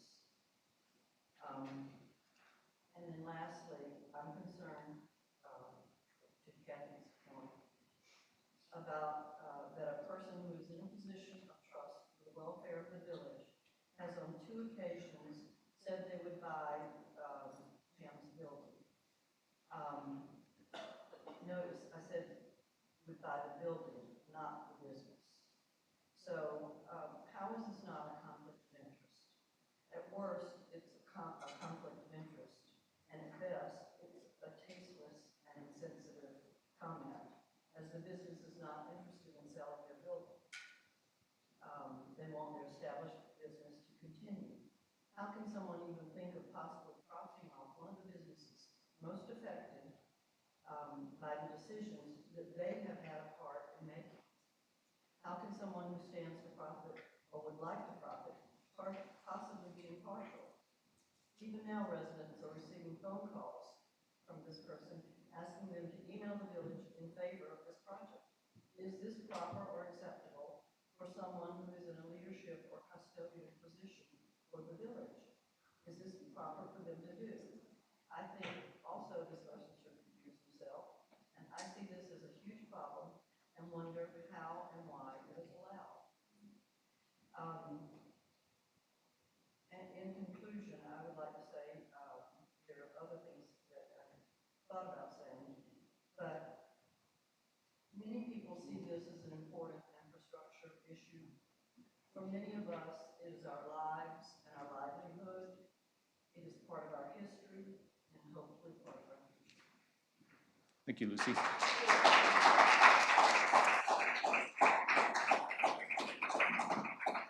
Anyone else?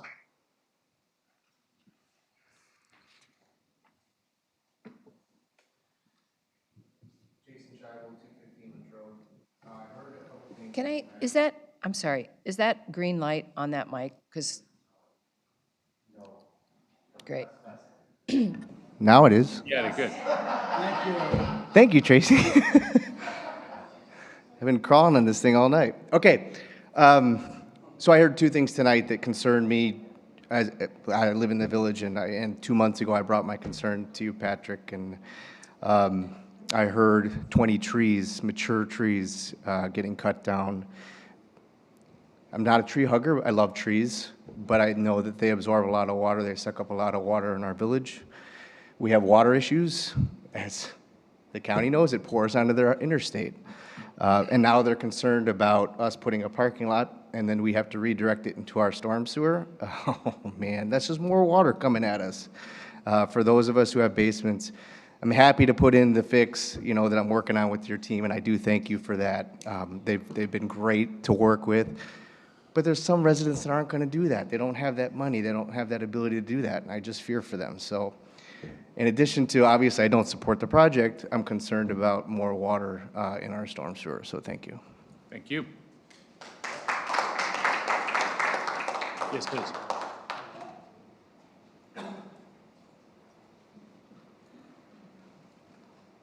Hi, Robin Chalmers again.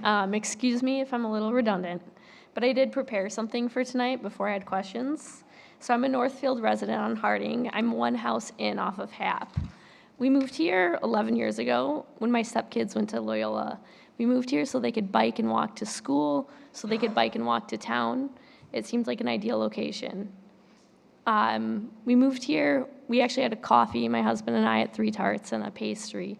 And we thought, wow, we can walk to Three Tarts. How great is that? My stepdaughter ended up working at Three Tarts, and she walked there. Now we have two young boys, they're 7 and 4. They play with all their friends in their neighborhood. On Harding, we don't have a sidewalk, so our kids play in the yard. Sometimes they end up in the street. We try to keep them out of the street because there's no sidewalks, and cars run really quickly down our street. They turn off of Hap sometimes super fast, and we're the first house in, so it gets pretty dangerous. Our kids can't cross Hap Road safely. Their friends live 2 houses down on the other side of Hap, and even when I'm crossing them, they never cross without me. When I'm crossing with them, it's dangerous. It's there's cars that don't brake, they don't stop, they don't see you going around the curve, so it's a concern of ours. Our dog Sammy has been hit by a car twice on Hap Road. He's gotten out of our house, he's gotten out of our backyard. With our kids having friends, it happens, he's an Aussie, and it's dangerous. We want less traffic. We want more pedestrian traffic. We want traffic to be more difficult for cars. We want to see more people riding and walking into town. We want to see kids walking safely to the park. We want to enhance pedestrian traffic to the trails. We moved here to walk. We moved here to walk to the trails, to town, to parks, to school. We don't want to cheapen our neighborhood with increased car traffic. How do you even cross a roundabout? It's a difficult process that no one really understands. When I was growing up, I grew up in Northbrook in driver's ed. The nickname for the roundabout in Gulf in Northbrook was called the Circle of Death. Roundabouts are for entering and exiting city centers. They're not for being in the middle of a city center. We want to add a bike lane, not a car lane. A basic civil engineering principle, as I said earlier, is if you build it, they will come. And we're afraid we know we're not afraid, building more access for cars is going to create more traffic. Thank you guys for your time. Thank you.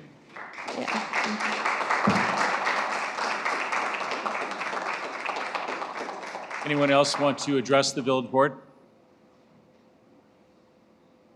Seeing none.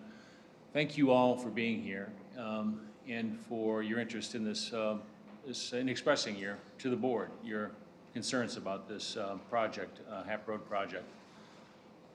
With that, I'll make a motion to adjourn. Motion to adjourn.